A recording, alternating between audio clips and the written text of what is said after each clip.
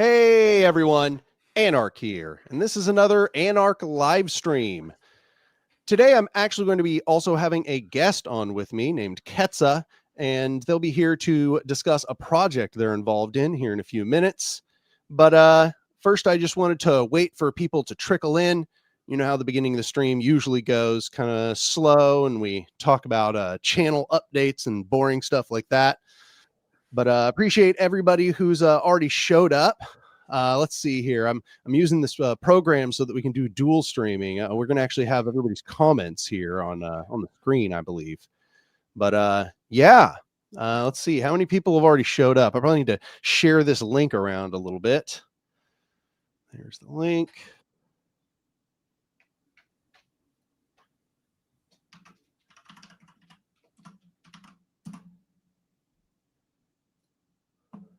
There we go. Goes there.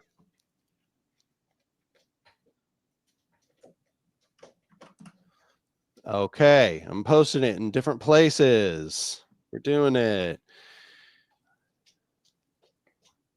Nice. Got the first people starting to show up here.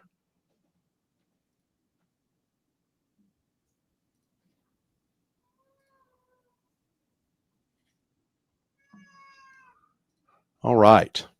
Cool. Things look like they're working out well. So how's everybody doing today?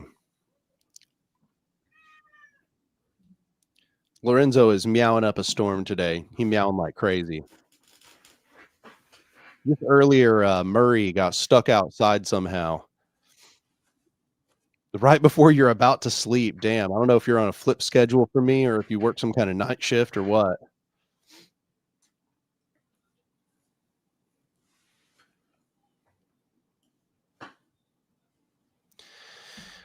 So yeah, channel updates. Yeah, right now I am working on several scripts to video essays. I've kind of talked about numerous ones of them before. One is about kind of the hyper-real simulacra, as you might call it, in Baudrillard. It's a script called Captured by Simulacra, essentially about how the internet has come to capture our attention to become more real than the real world, that it seems like it replaces all of the real world actions and interactions that we thrive on, and that has had some positive benefits, but that it has been very negative and has helped create a false consciousness, which has helped hierarchical power structures thrive. The other one is about fascism, imperialism, and I guess you might call it Foucault's boomerang. And that one is called Saturn and Prometheus. Yeah, I'm working on numerous ones. I'm working on one about the self. However, that one's going much more slowly. I'm also working on a very introductory sort of video essay, which is using the public health communication model for trying to radicalize people, you might say. Yeah, those are the big ones I'm working on. I'm also finalizing a manuscript for the full compilation of A Modern Anarchism, which is going to be published with PM Press. I am currently just working through all of the footnotes. Then I also plan to sort of elaborate on some ideas that I didn't really have time to elaborate on in the video essays because of time constraints. You know, they were already hours long. There were things that just had to be cut in order to keep them at the unmanageable length that they already were, so that they were not even longer.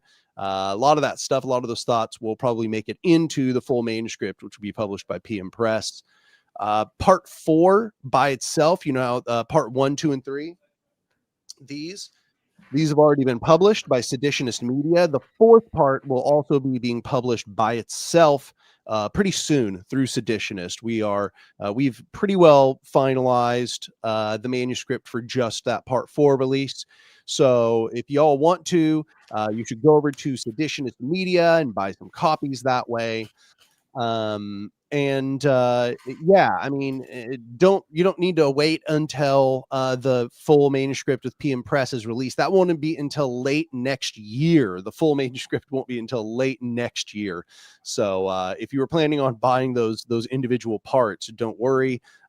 Those are still a good purchase. A Seditionist will continue publishing them and distributing them at things like book fairs. And I have quite a few copies of my own here in my closet. So if anybody needs them in the United States, just reach out to me however you like. But yeah, I think that's all of the major stuff. We got some people now starting to show up. Yeah, let's see here.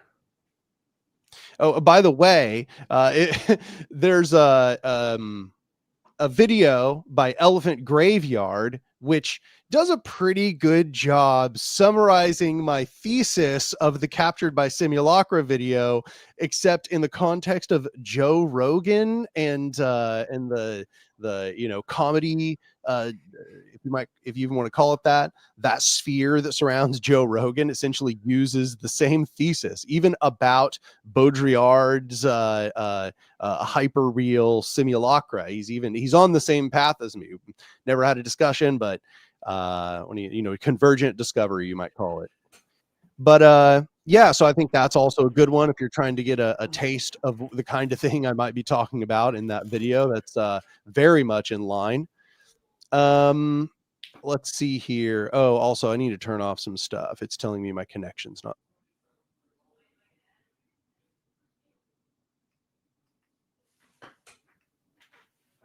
Ooh. Something happened. There we go. I think we're good.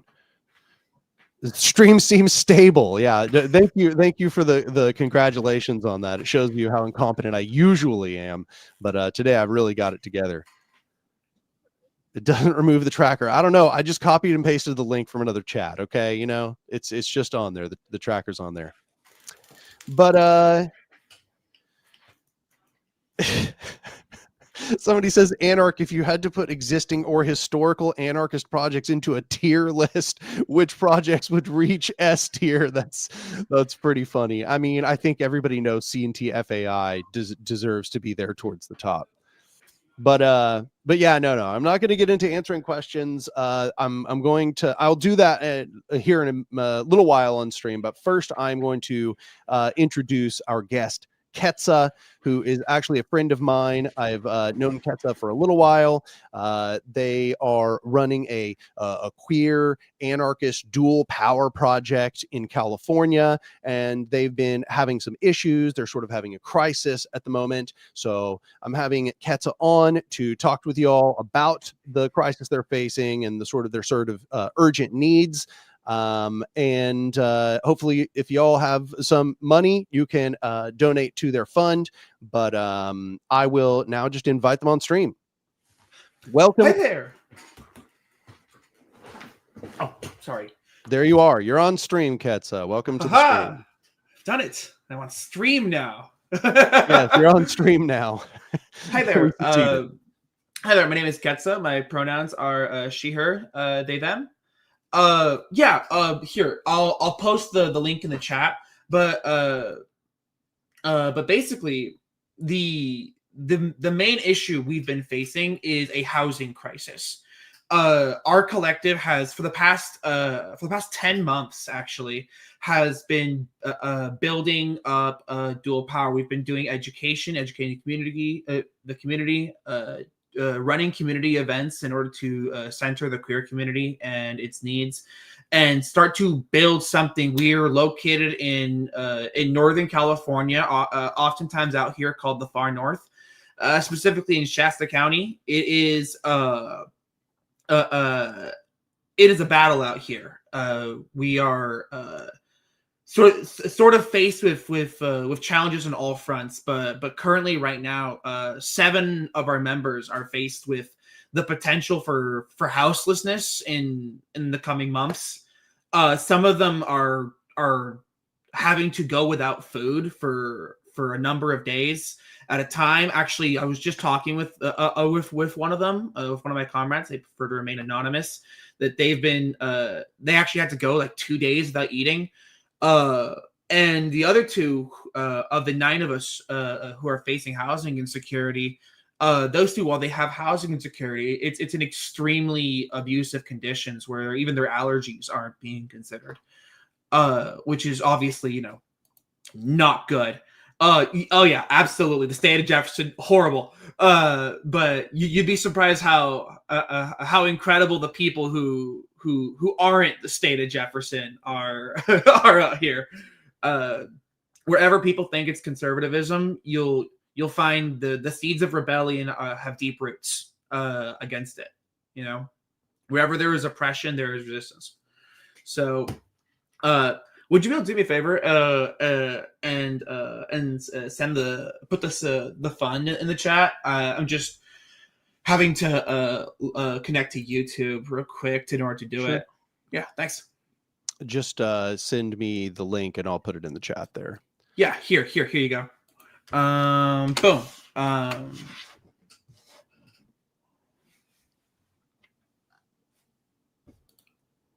don't see your. Where'd you send it? Oh, I sent it in the private chat part of this stream right here. Oh, okay. Wow. I'll even use that.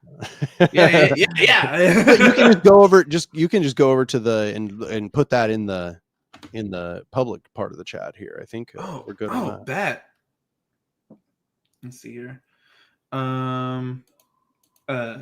anyone can tell, I am in fact super new to streaming. Let's see here. Anark. This is what I'm gonna do.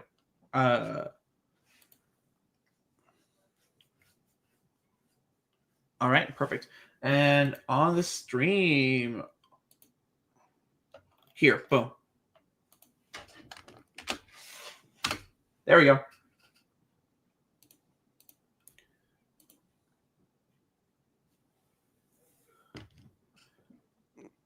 I don't know. Still haven't seen it yet. No, has it not popped up? But maybe in the meantime, you should just send it to me on Discord. I'll post it, and then you can just describe to them what the project is. All right.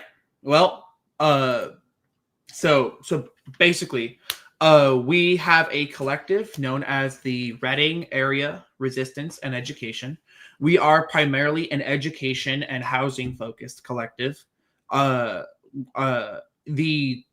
far north is a place where, while there are lots of union roots in Shasta County where we are situated, there's actually a very sparse history of anarchism. We're one of the few collectives, anarchist collectives, to really be able to make it this far. There's been a few other ones, but in terms of the ability to survive, we're getting on up there in terms of genuinely blazing that trail.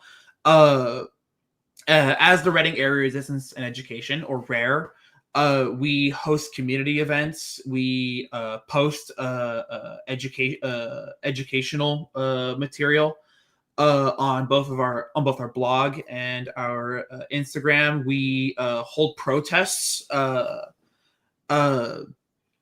We've had some of our members have even disrupted the board of supervisors for the county, as well as the actual city council.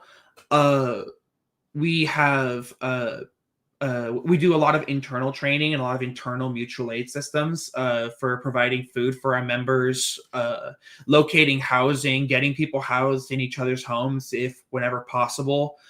Thank you. We also love the acronym. We thought it was great. So yeah, no, and to labor syndicalists, it is in fact a absolute war up here. With the previous strike, we were running a potential strike with the Safeways. We were running strike support, readying to gear up our mutual aid network in order to fuel it, provide water, food, bodies on the ground, whatever's necessary. Making sure that the managers can't scab. Giving support. But our biggest issue right now, in terms of our political opponents, has been liberal groups, 5051, Indivisible. Those groups have they have huge money. They have deep pockets, and they do everything they can to undercut us. But we've begun using their events in order to undercut them. Our biggest issue is actually the fact that Shasta County is entirely controlled by a fascist militia. This is like 100% true. The from the mayor to the city council to the Shasta board of supervisors to massive amounts of businesses, and an entire web of intrigue that's actually not safe for me to go deeper into detail on public communications. There's a fascist militia that's part of the California militia, which is a far right. The only way to describe it's a modern lynch mob. It's what it is. Of reportedly 1,000 members who have infiltrated every level of government in the area, going all the way up to the national level, actually. So we're already faced with we're already living in a fascist state over here. People like to think California is very progressive. It's not. You go to the far north, and the systems of political power aren't controlled by liberals. Liberals suck, but at the very least, they're not verbally saying they want you dead. They're just doing it in practice. No, this is an armed militia of 1,000, and and on top of that, we have a mega church, the Church of Bethel, who is also, while does not directly organize with them, funds the things that they politically support. And in fact, 1 in 10 members, 1 in 10 citizens of Reading are a part of the mega church, which is slowly swallowing and choking the life out of this place I have come to know and love. Ketza, it's all at war. You should tell them your current crisis and why you need to be doing fundraising. Yeah, so we're trying to fundraise $8,000. Now, why are we trying to fundraise $8,000? The fact of the matter is that if we don't get that money in time, I mean like December, we're gonna have a number of our comrades go homeless. We already have people unable to meet their food needs. We have people who are unable to, who are living without utilities, living without access to water or food. And actually, just recently, we fundraised some money for some of them who, one of them lost their job because of trans-related discrimination. So the point being, we have 7 members in danger of losing their housing, and we have 2 members whose housing is contingent on them enduring some pretty prolific abuse. And as anarchists, and as comrades and as friends, we are called upon our desires for justice, kindness, and goodness in this world to make sure it doesn't happen. These people suffering are some of them are people of color. Nearly all of them are queer. We're all poor. Some of us are unemployed through reasons completely again, out of our control. And not to say that your worth is decided by your employment, but certainly your capacity to live is tied to it. frankly, it's a major weight on our ability to organize, and it's a major weight on their ability to survive. And if we don't do something about it, and we don't do something about it soon, they're going to end up homeless in a region where they close down the food banks to give more money to the police, where it gets 120 degrees in the summer, in a place where water is scarce because they dam it all in the Shasta Dam, and where people are often unkind to the unhoused, not to mention sweeps or even just getting disappeared. It's a crisis. So you had arranged a bunch of income, but something disrupted that income stream, right? Yeah. So actually, not like a month ago, we actually organized a big fundraiser to start getting some nonprofit structures up. And now we're all pretty against nonprofit industrial complex, but we recognize we just needed the startup capital in order to start building things like cooperatives, stuff like that.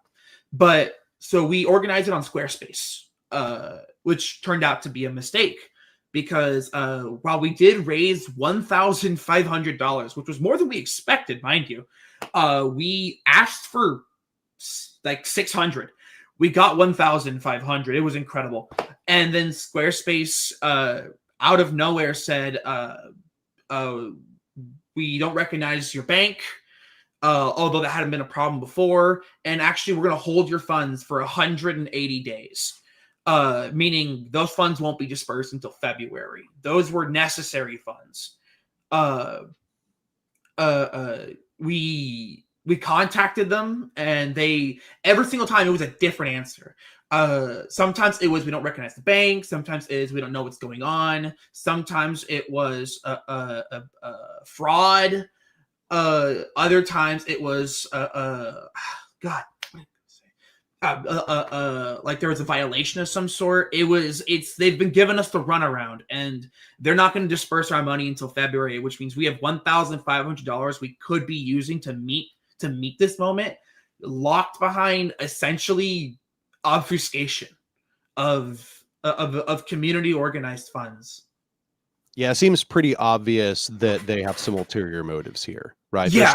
Their story would be more consistent if they didn't have ulterior motives. Yeah, and it's not and it's no mistake this is happening in this current moment. Everything is intentional. And in this instance, our collective has been the single loudest voice in the city for Palestine.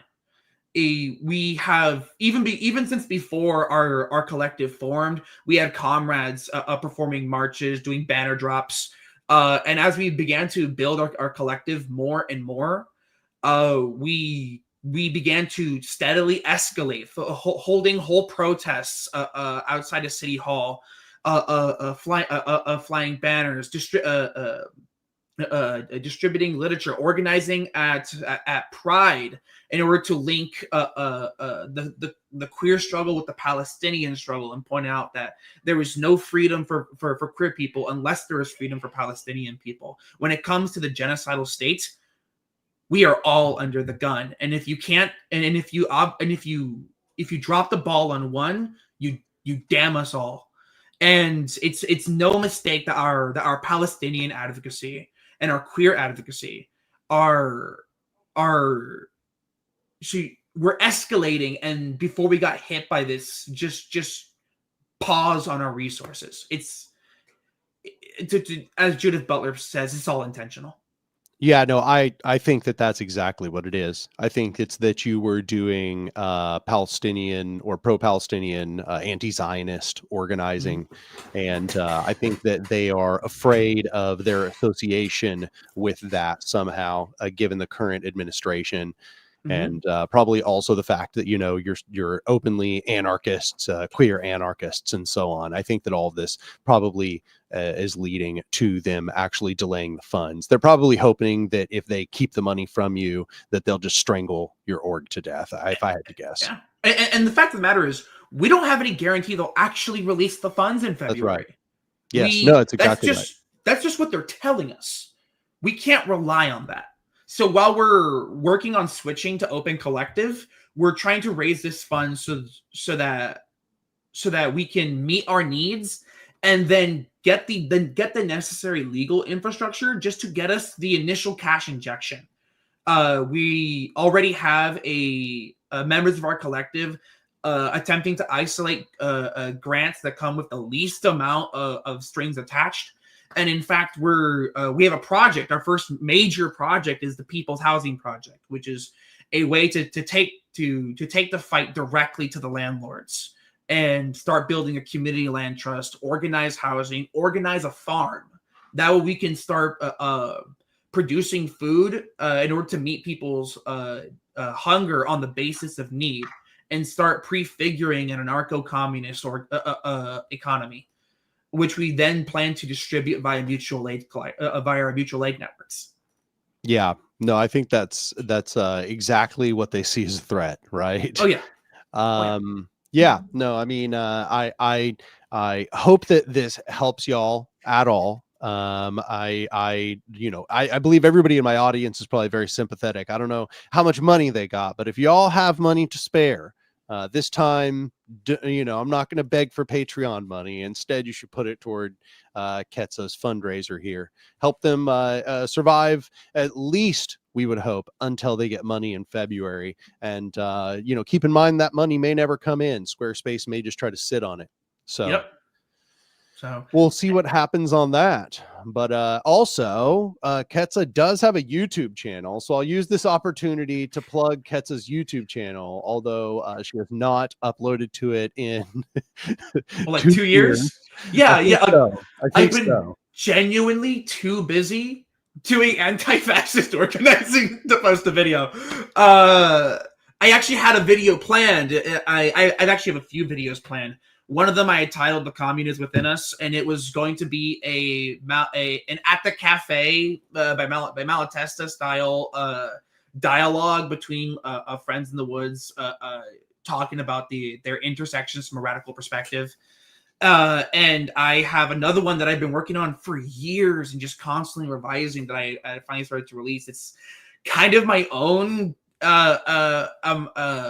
modern anarchism, called The Anatomy of Autonomy, which is talking about a tangible map for a degrowth based anarchist economic system, how you would build it, how each industry could look like, how they intermesh together, and how simple systems can cascade into complex systems of autopoietic economic structures that are capable of consuming and metabolizing the economic ecosystem around them, and becoming the new dominant hegemonic force of economy, powered by all of the people rather than being powered by the capitalist class. See, I love that. That sounds great. I hope you find the time to write on all those things. I've got 15,000 just a words sentence written. a day. A sentence a day. That's all you got to do. Just put one word a day in there, and that eventually it adds up to something. I promise. Yeah, I've got 15,000 words written. 15,000. Okay, that's not nothing. That's not nothing. Yeah. Okay, you've got to start there. Yeah, the issue is the more I work on it, the more it becomes a manifesto. And that's exactly right. That's how it works. Yeah, the more. Oh, you started with a generalized topic. Great, you're about to pour out your entire worldview into this. I learned that with the modern anarchism. It's so funny. I started a modern anarchism because people kept just being like, "We just need a general overview of anarchism," and I was like, "Well, I don't know if that's like what this channel's about. It's a little bit introductory." And they were like, "Well, don't make it introductory," and I was like, oh no. Oh no, what have you given me a license to do? Exactly. It's like, oh no, you should not have said that. I've read too much I've read too much about economics to sum this up in 30 minutes. Right. Yes. So and so that led to all the modern anarchism. Mm-hmm. But yeah. Anything else you want to say about the project?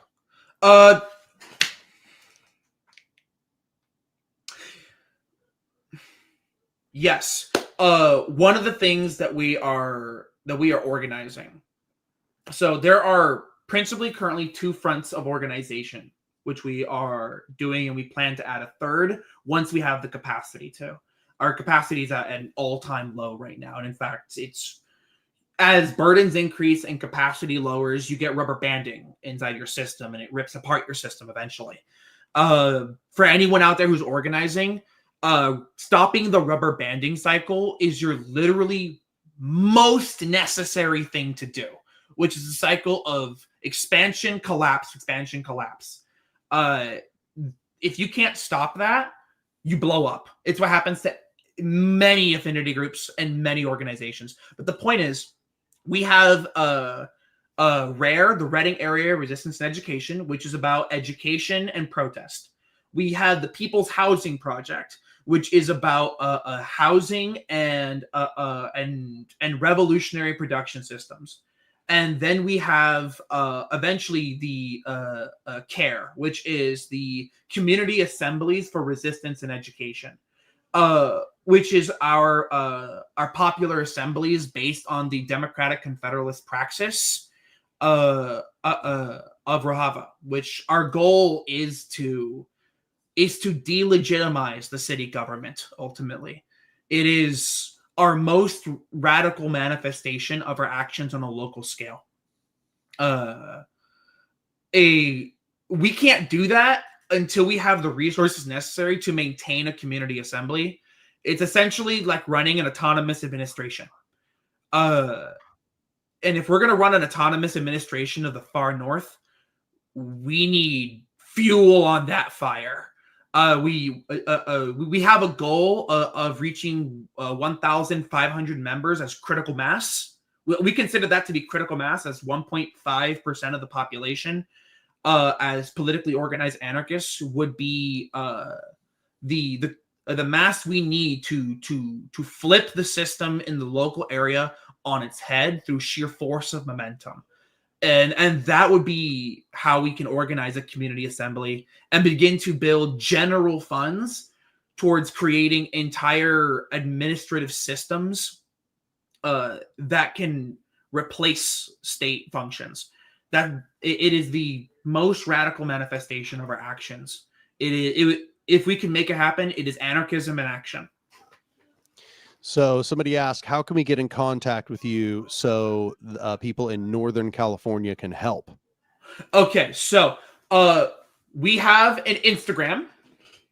The Instagram is Reading Area Resistance and Education, or Resistance and Edu. If you look up Reading Area, you're gonna find you'll find it.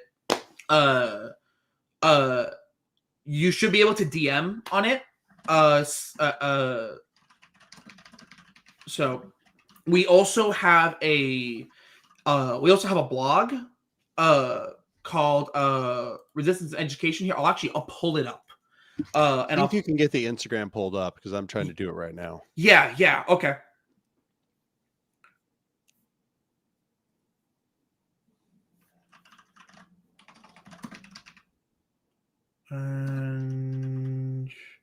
Oh, I found it. Yeah, perfect. Yeah, I got it. Give me just a sec. Here is the link to the Instagram. Awesome. Which also contains the link to our blog, educationandresistance.org. Nice. So, all right. That's how you can get in contact with us. We primarily organize via encrypted chats. We do have a volunteer signal, and we also have other means of communicating that I'm actually not at liberty to speak on for the safety and well-being of my collective. Instagram is obviously risky, but we did the risk analysis, and we realized that although Instagram is essentially an arm of the surveillance state, you have to go where the people are. At some point, we must be more brave than we are afraid. fortune favors the bold, and part of boldness is proudly proclaiming who you are and taking the fight to where people can see it. The more we hide, the more we sequester, the more we look for the safest shell, the slower we become. And while there is virtue in moving slowly, when we are faced with fascism, the greatest virtue is victory. Damn. Yeah, somebody in the chat says that's a good quote. Yeah, I mean, you nailed it right there. We're gonna put that one in quotes. We're gonna turn it into an infographic. Our praxis will just be spreading that around.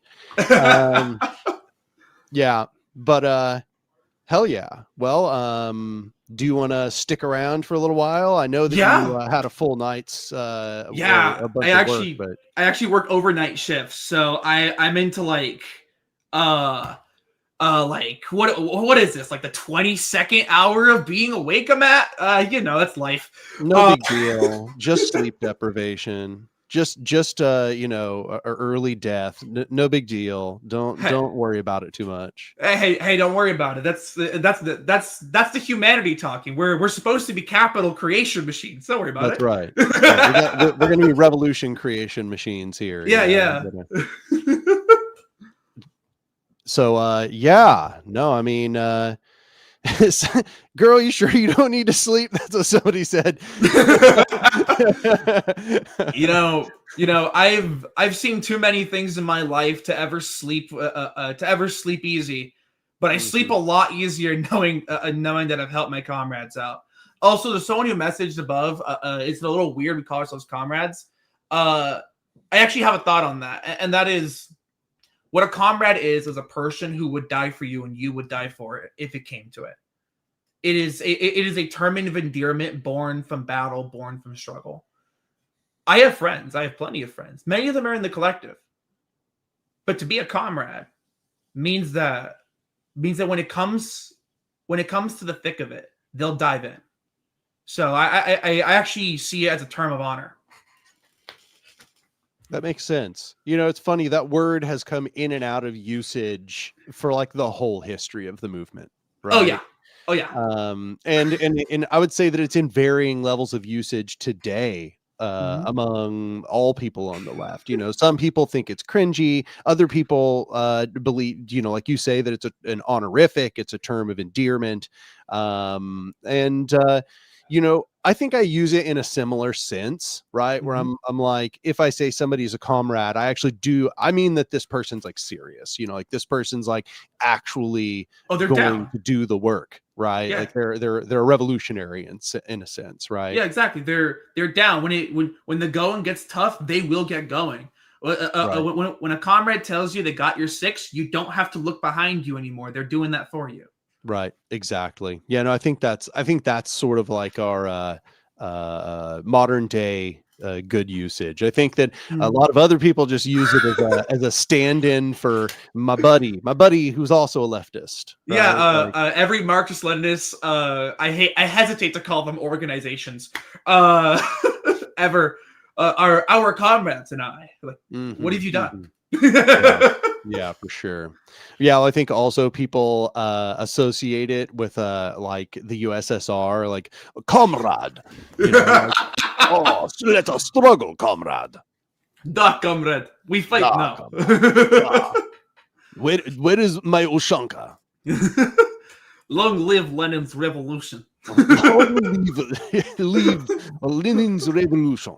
I can't do it. I'm not good. Don't get me on an accent too long. I'll just wander into a different accent. No, by the way, to Marxist Leninists or comrades, I wouldn't trust a Marxist Leninist as far as I could throw the USSR, which is not very far at all considering it's dead. There you go. Somebody said, what do you guys mean with revolution? Well, by revolution, I mean a change of the conditions of the base conditions of society. I mean a complete alteration of the way that the basic functions of society work, right? Revolution doesn't necessarily mean an armed coup. I think that that is sort of the romanticization of what a revolution is that we all just like get guns and go out on the street and just like march on the Capitol and like seize the government or something.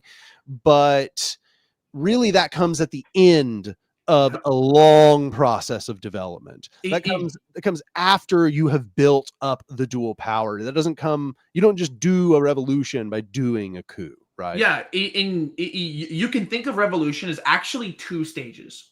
There is the social and political revolution, which we term revolution or prefiguration. This is the process of already building what the world is going to look like before what you have created is the only form of the world. And that includes if your form of the world is a world where many can exist. That's the first step is social and political revolution.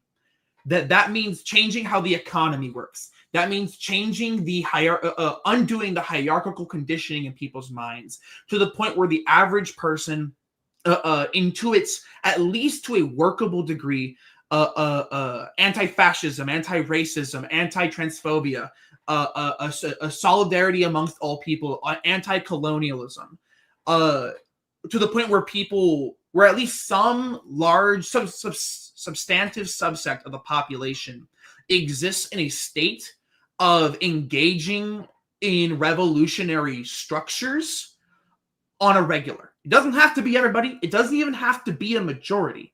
But some substantial population is engaging readily in revolutionary structures. That is the first stage. The second stage is what some anarchists would call insurrection, which is the striking of the blow, which is oftentimes a reactive, not reactionary, reactive, seizure of the forces necessary to undo the state as a product of the ability of society to organize a revolt, right? If we think of 2020, that was a protest movement that became very militant. And if there would have been a social revolution that had existed prior to it, that social revolution could have built that movement up.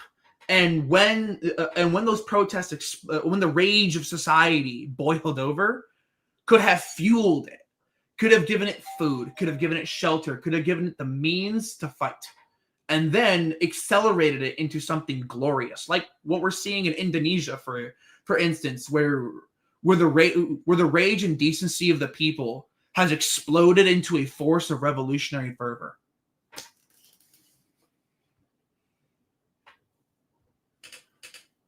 So, seems he's gone from the mic.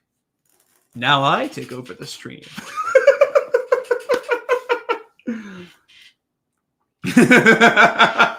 No, we are not rapidly spinning with your homies to change the world. Although I suppose you would change your world, but not the world, duh. I came back to you making puns. You should be ashamed of yourself. Wow. Incredible. Yeah, no, the maintenance guy is here right now. He's changing the smoke detector alarms. Nice. Yeah. So yeah. So people keep talking about Indonesia. Indonesia seems pretty much, it's like a hotbed of activity right now. A lot is happening. Viva la revolution. I haven't quite worked out exactly how far that everything has progressed. I know that there's a lot of street action. There's certainly a lot of insurrectionary activity. But in the sort of overviews I was watching, they were saying that the protests have sort of declined in the last few days. I wonder if anybody in the chat has any more direct experience with that. A manifesto for democratic confederalism in Indonesia was released. But I don't know what else has been going on. I actually don't know anybody who lives in Indonesia. Unfortunately, it's a blind spot in in my knowledge of the world. Yeah, I know there's a couple people I follow on Twitter who are in Indonesia. Mhm. But you know, it seems like they're mostly engaged in the street action. They're not posting about it a whole lot. They're just kind of retweeting things. Um, but somebody asked, like, does anybody know how much these protests are hierarchical versus horizontal? They seem like they're very horizontal. It does seem like they are maybe not anti-organizationalist, but non-organizational. They're very much just, coming to the protests, protesting. It's more or less non-organizational insurrectionary activity is what it seems like it is. And it doesn't seem like there's really any hierarchical power structures taking place. But yeah, that's my impression from what I hear. Yeah. So no, I mean Indonesia seems super interesting. I'm interested to see what comes out of that. I think it's funny that they, as people said, they keep using One Piece flags. It's Yeah, like no, the government actually made flying the flag of the Straw Hat Pirates an act of treason. And so more people did it because, of course, that's what happens. So if anyone needs, look, I'm not trying to shill for Ichiro Oda here, but if anyone needs a reason why One Piece is the greatest anime of all time, tell me what anime has been the flag of revolt in real life and is also its story. Oh, that's all I'm saying. That's all I'm saying. it's funny. I've never watched it, but people keep telling me that it's very anarchistic. You gotta be king of the pirates, homie. I mean, it's like, I'm sort of dissuaded by the fact that people tell me there's like 1,000 episodes or something. It's like another one of these, it's another one of these Dragon Ball Z sort of like, slow play things where we spend 3 episodes looking at somebody like powering up or something. Like this is the vibe that I'm getting from what people tell me.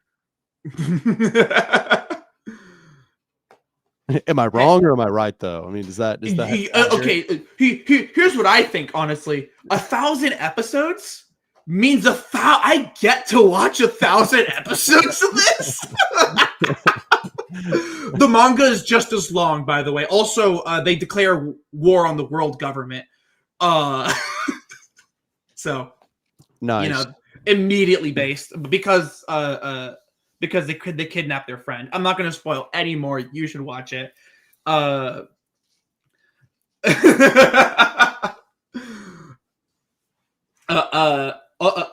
King of the Pirates isn't an actual title. It just means the freest person in the world. So somebody says, speaking of Indonesia, I also asked in the server, I'm trying to make a fundraiser event, and if anyone can help, the best way to transfer money, please tell me. I wish I actually knew. I'm not sure what the best way to transfer. I mean, obviously, I suppose the most untrackable way would be some form of cryptocurrency, but I don't know what service would be best to use internationally in that sense. That's a good question. Also, I'm having trouble getting into the chat. Would you be able to post the funds and the again? A few people are asking for it. Yeah. Sure. Thanks. Give me just a sec. See if I can. StreamYard's just giving me a little bit of trouble. Yeah, on the right-hand side there, on the very top is comments, on the very bottom is private chat. It's just on the very top there where it says comments. I don't know if you have the same thing. I'm in. There you go. But I'm already doing it, so don't worry. Oh, there you go. Oh, see, we can go double. It's fine. Mm-hmm. It says it failed to post. Fascinating. I see you, YouTube. Your current. Thank you so much. Thank you. Have a good one. Thank you. But yeah, somebody says they're currently on their Simpsons run. They only have 5 seasons to go. What are there, like 20 seasons now? Somebody told me it finally got good again, but I don't know if I have the heart to give them another chance. Yeah, I'm not going to touch it.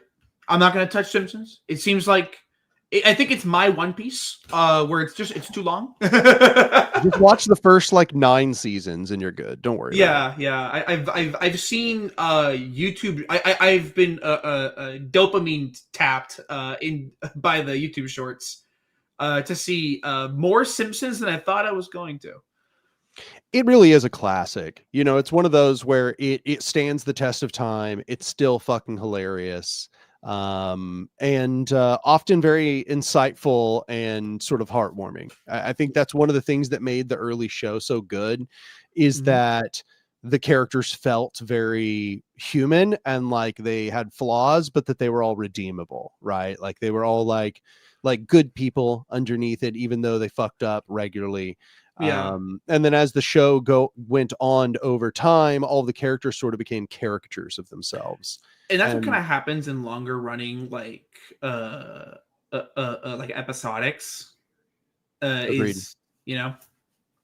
Yeah, no, as somebody said, emotional earnesty. That's what it used to have. And so in fact, that phenomena took place so notably in The Simpsons. They named the phenomena after a character in The Simpsons, which is Flanderization is what they call it now. Yeah. Because Ned Flanders is a character in the show who started as being a little more 2-dimensional or 3-dimensional. I don't know. I'm not going to make a pun about animation here. But, you know, he started as having a little more depth. And then as the show went on, he became more and more of a silly caricature of the original character. But yeah, no, yeah, over time it kind of emptied out and became boring and stale and corporatized. But those Yeah. first like 9 seasons, some people argue up to like 11 or 12, but those are just incredible, partially because Conan O'Brien was one of the writers. And Yeah. Conan is just a fucking genius, honestly. He's way too funny for his own good. Mhm. Also for Long Defiant, yeah, Monero is great for privacy, but do be careful when you're using Monero. One, your computer can flag it as a Trojan, so uh, careful with that. Uh, Monero is pretty great for privacy, but it's also pretty great for getting your computer hacked.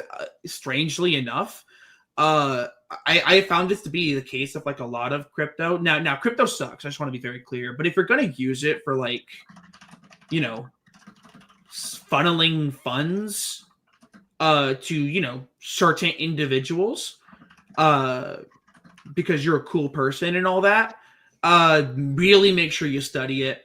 Uh, a lot of things can go right and a lot of things can go wrong. Yeah, I would say cryptocurrency, if you're just using it for speculation, then yeah, it's dangerous and probably just Mhm. super careful about that. If you're using it as a store of value, it's probably not going to work. It's not a very good store of value. No. But if you are using it to transfer money without being detected, it is excellent. It is very, very difficult to track, and purposely so. It's built that way, right? Yeah. So you know, that is, it's good for that. That is it'll be very hard for them to stop it being good for that. Yeah. Regardless of your opinions Especially on it as a speculative instrument, which it, honestly, fair criticisms. especially if you have the strategic mind to funnel funds through multiple layers of cryptocurrencies and peer-to-peer exchanges, then you can you can effectively uh wash your identity from the money. Not fully. I want to be very clear. A lesson for everyone to learn is there is no such thing as anonymity. It doesn't exist. It died the second cameras were invented, Yeah. arguably, and the nail in the coffin was the surveillance state. Uh, but you can get pretty close. So Yeah, especially if you move through more than one currency. If you yes. do like maybe 2 or 3 transfers, it becomes incredibly hard for them to track any of It's, that. I mean, it's, even one is very difficult. They have to put a it's lot of work into doing the tracking on one. But as well doing if 2 you or 3, do as well as if you move them through multiple lesser known or highly speculative currencies, stuff that fluctuates heavily, Of course, you have to be quick with it, or else your instantaneous store of value can go from $100 to 3,000 to 1 penny. But you can you can in fact like make it really hard to track.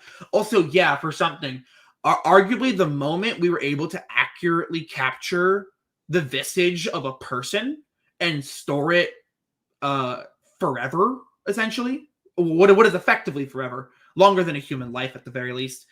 Anonymity, as our ancestors would have defined it, was already on the way out. Especially given that the state will always use tools which allow it to de-anonymize its enemies, because then it can target them. Read Seeing Like a State for more on this. Please read Seeing Like a State. About how the state needs to first locate a target group, compartmentalize a target group, cut off anything which does not conform to their definition, oftentimes through incredible force you don't often see if you're within the target group, and then either benefit that target group or oppress that target group. The moment surveillance was enmeshed with the state, which happened very quickly, the anonymity as we understand it, being able to disappear when you desire to, it's gone. Yeah, it's pretty much gone these days. Mhm. I mean, you can make it, as somebody was kind of saying, it's more about like making more and more of a hassle for them, right? Where did they? Let me find it here. Yeah, it can't be impossible to track you, but you can make it of enough of a hassle that it provides near identical benefits to full and anon. And yeah, I pretty much agree with that. It's you have to do a little bit of work to do that, but yeah, 100%. Yeah, for sure. So but yeah. Let's see. Somebody in here talking about having friends that all basically disagree with each other. I'm good at making friends. I swear I have an anarcho-communist friend, a Marxist friend, a conservative anarcho-capitalist friend, and a homo-nationalist friend in my friend group. So there's a little trick you can pull here. If you want to get them all to agree with you and then move their lens, you just have to get them to repeat what you say as though they thought of it and then agree with them. That's how you do it. That's how you convince anyone of anything, basically. Yes. Yes. So lead them to it and then convince them they thought of it. You want to make them feel like you're agreeing with them the whole time and that they're developing new thoughts. It can be a bit of a hassle if you've got a friend who's like, really weird about capitalism. Is like is a neo-feudalist. There's no anarcho-capitalists. They're just neo-feudalists. Well, then you have to get them to see how the world that they would actually prefer cannot be found in that. And if they're monetarily benefiting off of their ideology, it's pretty much impossible to convince them from within their locus of power. Sometimes it happens. Class traders are real. They happen. They're rare, however, for a reason. But yeah, I would agree with that. Skills. If they're an anarcho-capitalist and they like own a business, you're never going to probably convince them that they shouldn't be one. However, if they're a worker, well, that's salvageable. You might be able to convince them. You might be able to help them see how this is not in their interests to be an anarcho-capitalist. Yeah. Now, if you find someone who's a member of the working class and they're an anarcho-capitalist, disabuse them of that notion as quickly as you can. It's roughly analogous to a peasant being like for a monarchy. Which certainly was not that uncommon, to be honest. Was not that uncommon and deeply unfortunate. Yeah, no, exactly. It's not good, right? Yeah, I mean, that's often the challenge is hierarchical power structures are very good at convincing the people that are within them that they are virtuous somehow, that they Yep. are meritocratic, that they have good reasons for existing, or that if they didn't exist, everything would be chaos, and like this just goes back so far. It's essentially the lie of hierarchical structures is that they are the creators of order. The chaos of oppressors is the order of the oppressed, Yeah, It- absolutely. Yeah, no, I it- mean, to them, what chaos is when everybody is not marching in lockstep behind what they want, right? That's what chaos looks like to them. mhm. Yeah, absolutely. You although it's always worth pointing out, for every 10 units of effort you put into disabusing someone of some ridiculous notion, it takes one bit of effort to get someone who's experiencing multiple axes of oppression and is on the verge of radicalization to say fuck it, we ball. It's uh it is just easier to organize people who don't have really strange beliefs, because most of the time when a person has really strange beliefs, they're part of an information network which insulates them from achieving, like, more, I hesitate to say more rational, more reasonable beliefs. All beliefs can have rations, even if those rationalities are divorced from reality. Uh,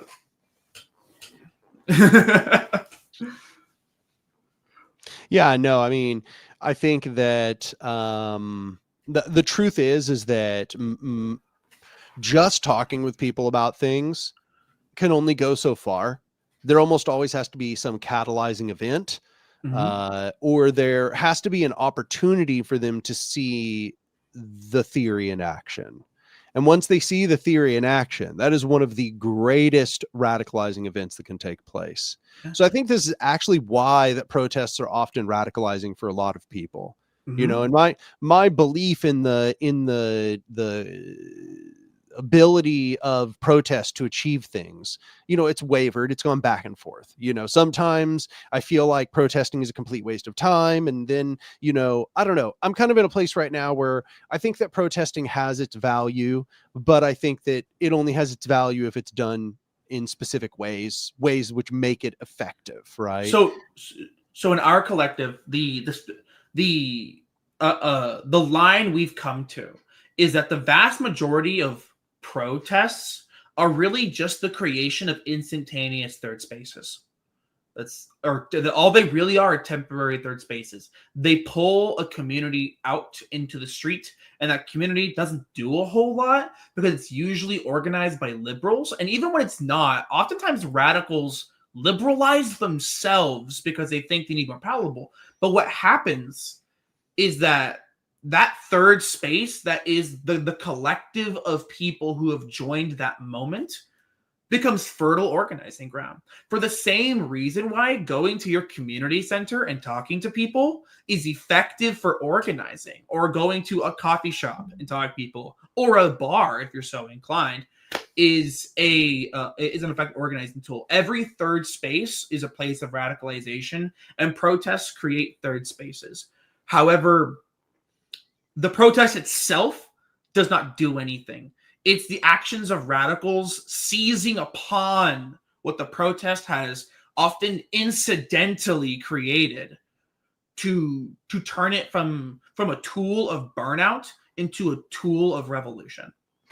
I agree with that 100%. Mhm. Like I said, I've gone back and forth. I was very doomer about protests there for a year or two.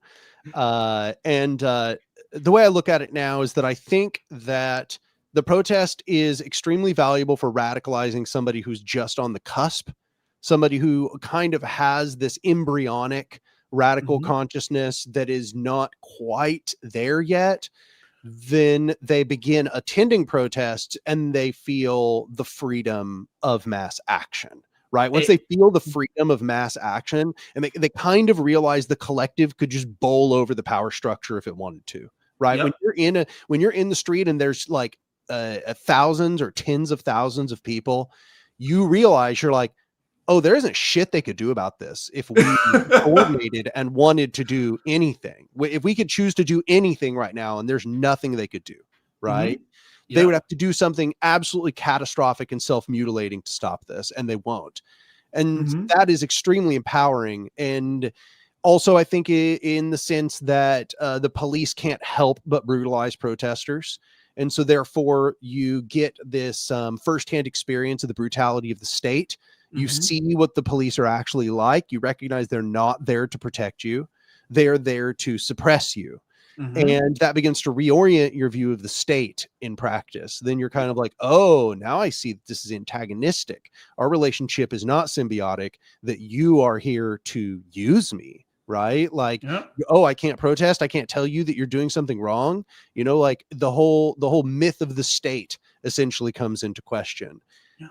I think it's The also good in the what do they call anarchist calisthenics Yeah. sense that, like, practicing disobedience. The more that you practice disobedience, the more natural it is. The more that you do these small acts of disobedience, you start to recognize the actual leeway to disobey. Mhm. And I think that's very valuable. It also it brings a bunch of people in different coalitions together. Especially the larger the issue is, the larger the number of ideologies will be brought into communication, into dialogue, into discourse with one another. Yeah. And that has some negative effects sometimes, but it also has some very positive effects. In it produces organic pipelines of people who perhaps are less radicalized into more radical circles, which Mhm. can then facilitate their revolutionary action in a broader sense. So Yep. that's just some of my thoughts on it. Yeah, no, absolutely. I couldn't agree more. It's yeah, the what happens inside of a protest is a commune forms. Is the congregation of the people become one, and if a protest is allowed to self-recognize itself as a people, as an instantaneous moment of the production of an identity that extends beyond one's own self, the desire to protect oneself becomes the desire to revolt on behalf of yourself and on behalf of the stranger you just met, because they're there for you and you're there for them. And that's and when that solidarity forms, when that commune is built, uh Kropotkin talks about how the commune is wherever people congregate. The protest is in its potentiality, often not in its outcome, but in its potentiality, a place where the commune forms. And when that happens, rebellion is almost assured. But to get to the point where that forms requires either very specific conditions or a lot of organizing ahead of time. Yeah, absolutely. And I got to say, turning a protest into something more than a protest is extremely challenging, because the people that are attending the protest almost categorically are not there to do something long term. I think that there's the Mhm. sensation often when you're in the protest that it is this long term thing. Mhm. But when the protests end, you're going to learn that the majority of the people who are there at the protest were not there for the long-term hard work of, Yep. like, doing these things where you gain marginal victories, where you organization build, where you construct and maintain networks of radicals. That's the Mhm. actual hard work. I think a lot of people Yep. misunderstand. Yep. That's what the actual hard work is. That's why anything happens, is because all that stuff that happens in between. Oh yeah, But like before the CNT managed to launch a revolution of 3 million people, it was 70 years of organizing. yeah, no, really, people underestimate this so enormously. It's why it annoys me when you present something that needs to be done and people are like, well, where's the examples of that working? And it's like, that's a fair question. But also, you have to know that before anything was done that succeeded, there was a period of time where it hadn't been done yet, right? Mhm. Like, imagine being in, like, feudal Europe and somebody telling you about capitalism and you being like, well, where has that been done before? And it's Right. like, well, yeah, I mean, obviously not. We don't live in a capitalist society, right? But like, you Right. know, I'm certain the feudal lords at some point to one another were like, the bourgeoisie? You mean those idiots in the Borges region of Italy? They have a few cities. Oh, you mean Venice? yeah. Lol. That's a fad. Wow, And one city, big deal. That yeah, king owns a nation. You know, like, yeah. wow, stop worrying about what these little free cities are doing. Worry about what the actions of kings and nations are. That's what really matters. And then Meanwhile, 300 years later, the yeah, Dutch East India Company. exactly. No, really. That's what people don't understand, right? I think Mhm, that is the thing that people need to absorb about our current conditions. You know, we mhm. keep imagining that all we need is just some kind of unity of the working class or unity of the masses. And then all they got to do is just go seize the moment and boom, everything will just be done. And it's like, wow, that sounds really refreshing if that were true. Like Yeah. I understand why that's such a romantic ideal, but Mhm. in reality, there's no good reason to believe that if we just seized the ready-made state machinery, as someone once said, that we would be able to turn it toward good. In fact, all of our attempts have demonstrated that if we just seize the machinery as it is currently built, without prefiguration, without the transformation of conditions, that it ends up just kind of degrading back into the conditions that machinery was built to maintain to begin with. Yeah, and it's why when people ask, give me an example of a successful revolution, I have to ask, how do you define revolution and how do you define successful? If if we describe revolution as a change in conditions, every mutual aid group which persists in spite of it all is a successful act of revolution. It is not itself the revolution. There is no the revolution. But it is a successful act of some degree of revolt. Every cooperative or collective that can fuel its efforts long term is a successful act of revolution, a successful change in the material conditions. So long as they continue to survive, they are successful. Yep, and I think really it's if they continue to survive. That's the sticking point is Mm-hmm. autopoiesis. Mm-hmm. Which you used that word earlier, and I don't think that even most of my viewers are probably familiar with it, but Watch a autopoiesis. modern anarchism, Yeah, please. It's watch a modern really good. anarchism. I explain all of this in there, but autopoiesis is the tendency of systems to self-perpetuate. It really, we could just say self-perpetuation, right? If we were just wanted to be a little bit less nerdy, we could say self-perpetuation. But that's kind of that's the issue really, Mm-hmm. is self-perpetuation. I think one of the things that made capitalism so successful is that capital is really good at self-perpetuation. Yep. Essentially the profit cycle is one which perpetuates itself. You get the profit, reinvest it, get the profit, reinvest it cyclically, and that works. Mm-hmm. That is so that's autopoetic. Things being autopoetic doesn't mean they're good, by the way. I mean, all kinds of things, viruses are autopoetic. Yeah. But Fascism is to a degree autopoetic. It's autopoetic system. Kohei Saito and Rosa Luxemburg point this out, that every system it has a metabolism. It's metabolic theory. And what happens is they intake their ecosystem, pull stuff from it, put it into their power cycle, operating through the syntax and semantics by which their power operates, the units of power and the structure of power. And from there, produce two outcomes: power production, which feeds back into self-perpetuation and also towards their specific goals, and then some metabolic waste, we call it externality. Fascism produces externalities faster than it produces power production. So it collapses really fast. But it's still autopoetic for a while. I mean, like Franco lasted. was that 30 years or something? Yeah. Let me check. How long was It was like into the 80s. How long was Franco in power? 40. No, wait. No, 36 years. Yeah, Yeah. there you go. Yeah. Yeah. That's the longest lived fascist dictatorship to my knowledge.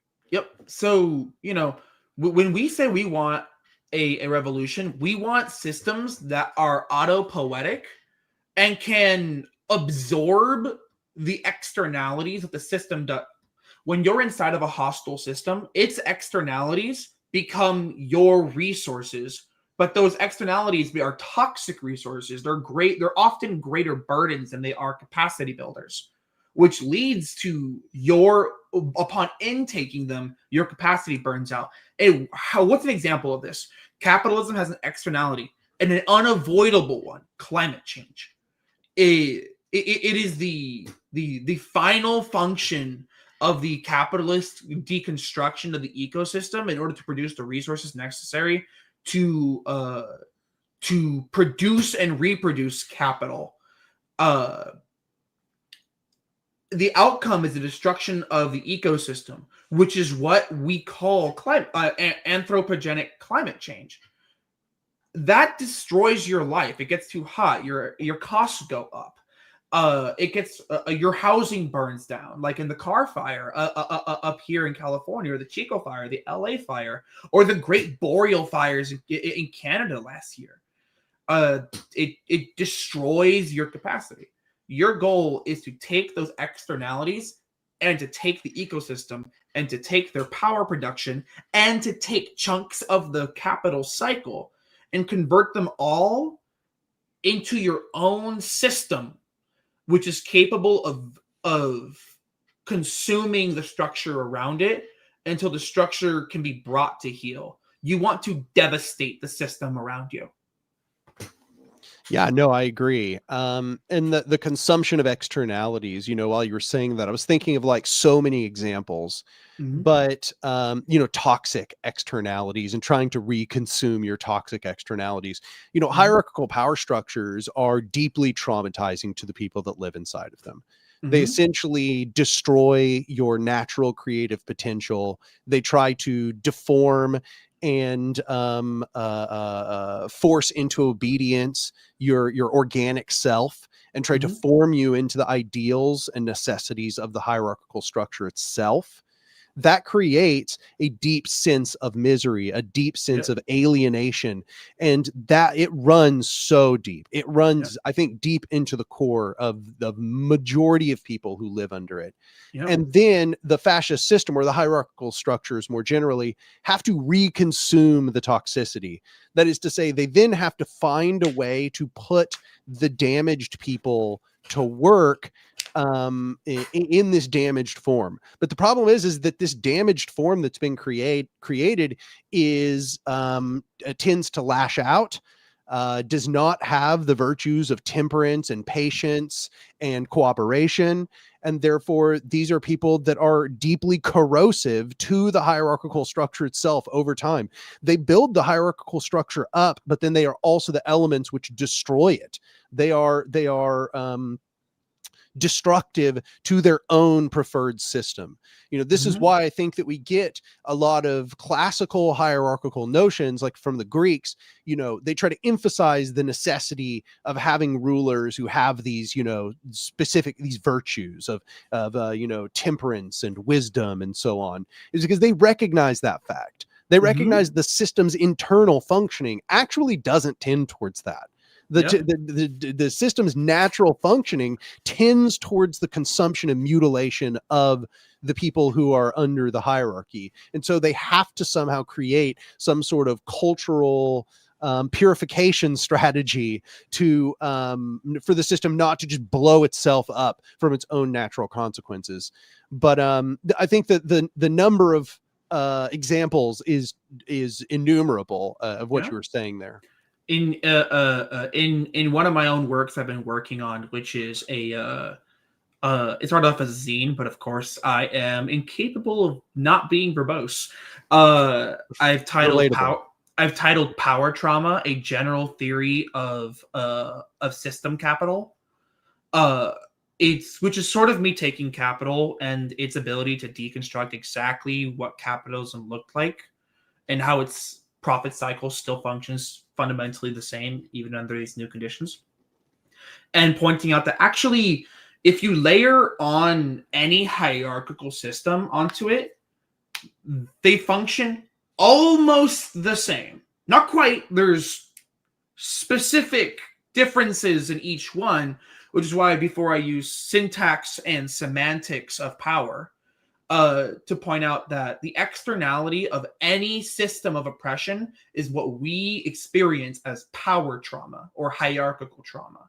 And in fact, because all traumas fundamentally stem from disempowerment, nearly all traumas are power traumas or traumas of circumstance. But even those circumstances are constructed by your conditions. It's actually something I've been working on is to be able to describe. I want to be able to describe every hierarchical system with the same level of linguistic clarity as capital does, which I know, lofty goal, but I think I can do it. That's how all great things are achieved, is aspiring to a lofty goal you're uncertain if you can actually achieve. And then you know what? You put one foot in front of the other until you're done with it. To Clatari, okay, so I had a lot of it written in notes on my old phone, and then I transferred it to a journal because I sacked my old phone. So I haven't actually created these zines yet, but I intend to. I actually intend to create a number of editions on power trauma, a general theory of system capital and hierarchy, and then what does autonomy on the concrete scale look like? Because I find that there's not a whole lot of like boots on the ground. This is what the literal mechanics of a system would look like, and a lot of it stems from the history of anarchists saying, well, we don't know what our conditions in the future will look like, to which my audacity tells me, yeah, you do. Make them. Decide what the conditions of the future will be and start doing them, and then as conditions change your ideas. But you got to have a concrete starting point, which is where the anatomy of autonomy came from, was saying, all right, I'm going to impose a conception of an anarchist economic system based on mutual aid would look like, based on degrowth and mutual aid. And if it survives the fire, it survives the fire. Yeah, no, I think that the left has made a major mistake in getting so hung up on utopianism as a concept being about creating future or crafting future utopias, crafting future blueprints that, you know, we can't live up to, and so on. And that, you know, revolution is a process and therefore we can't know the future, and so on and so on. You know, I think these are valid critiques. They're valid critiques. Okay. But they kind of miss the point that there's always something we are aspiring towards, right? We are always in a process of imagining what it is we are trying to achieve. It is not enough to simply say we don't like X, Y, and Z. If X, Y, and Z are things that can't be changed, that's irrelevant. I mean, I'm sorry, you know, I don't like entropy, but I got bad news. I got bad news, right? Yeah. You know, entropy exists. So you have to then understand for yourself whether the things you don't like are universals or whether they are specifics. And the only way to do that is to go about trying to imagine alternatives. If you cannot go about the process of trying to imagine alternatives, then who knows if anything you even want is achievable, number one. But number two, how would you even know if you were making progress toward dismantling those things, right? Like, you need to have some conception of a goal. Even it doesn't need to be like written, chiseled in stone, never to be changed, but you need to at least have some idea. And so when we look way back, okay, so like We look toward like Marx and Engels analyzing the utopians, really Engels more than Marx. And this is one part, actually, I'm not a big fan of Engels. In fact, you'll hear me talking shit about him all the time. However, I do think that on this topic, he was doing good work. If you read, what is it? Socialism, Utopian Scientific. Yeah, there we go. Yeah. That one. It's actually really good. In fact, the most of that work that it's part of is pretty good. But one thing he's actually talks about in there is that, no, the utopians, the reason why that we don't need to sit around doing blueprints all day long is because the utopians pretty much already did it.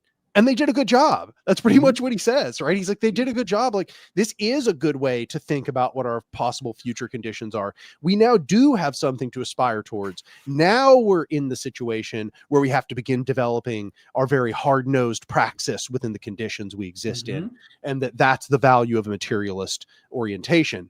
And I think that now we've gotten completely caught up in this process aspect, and we've completely forgotten what it is we're even trying to achieve, to the degree you have Marxists now saying they don't even believe that communism is a stateless, classless, moneyless society.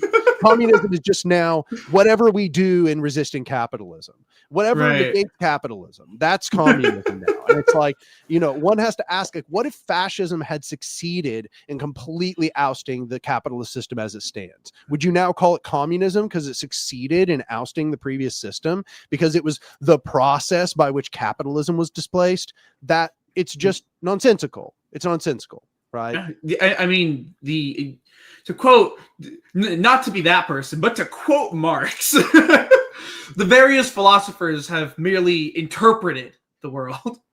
The point, however, is to change it. Yeah. No, I even put that in part 4 of A Modern Anarchism. Literally like a mic drop. Sorry. I really loved part 4.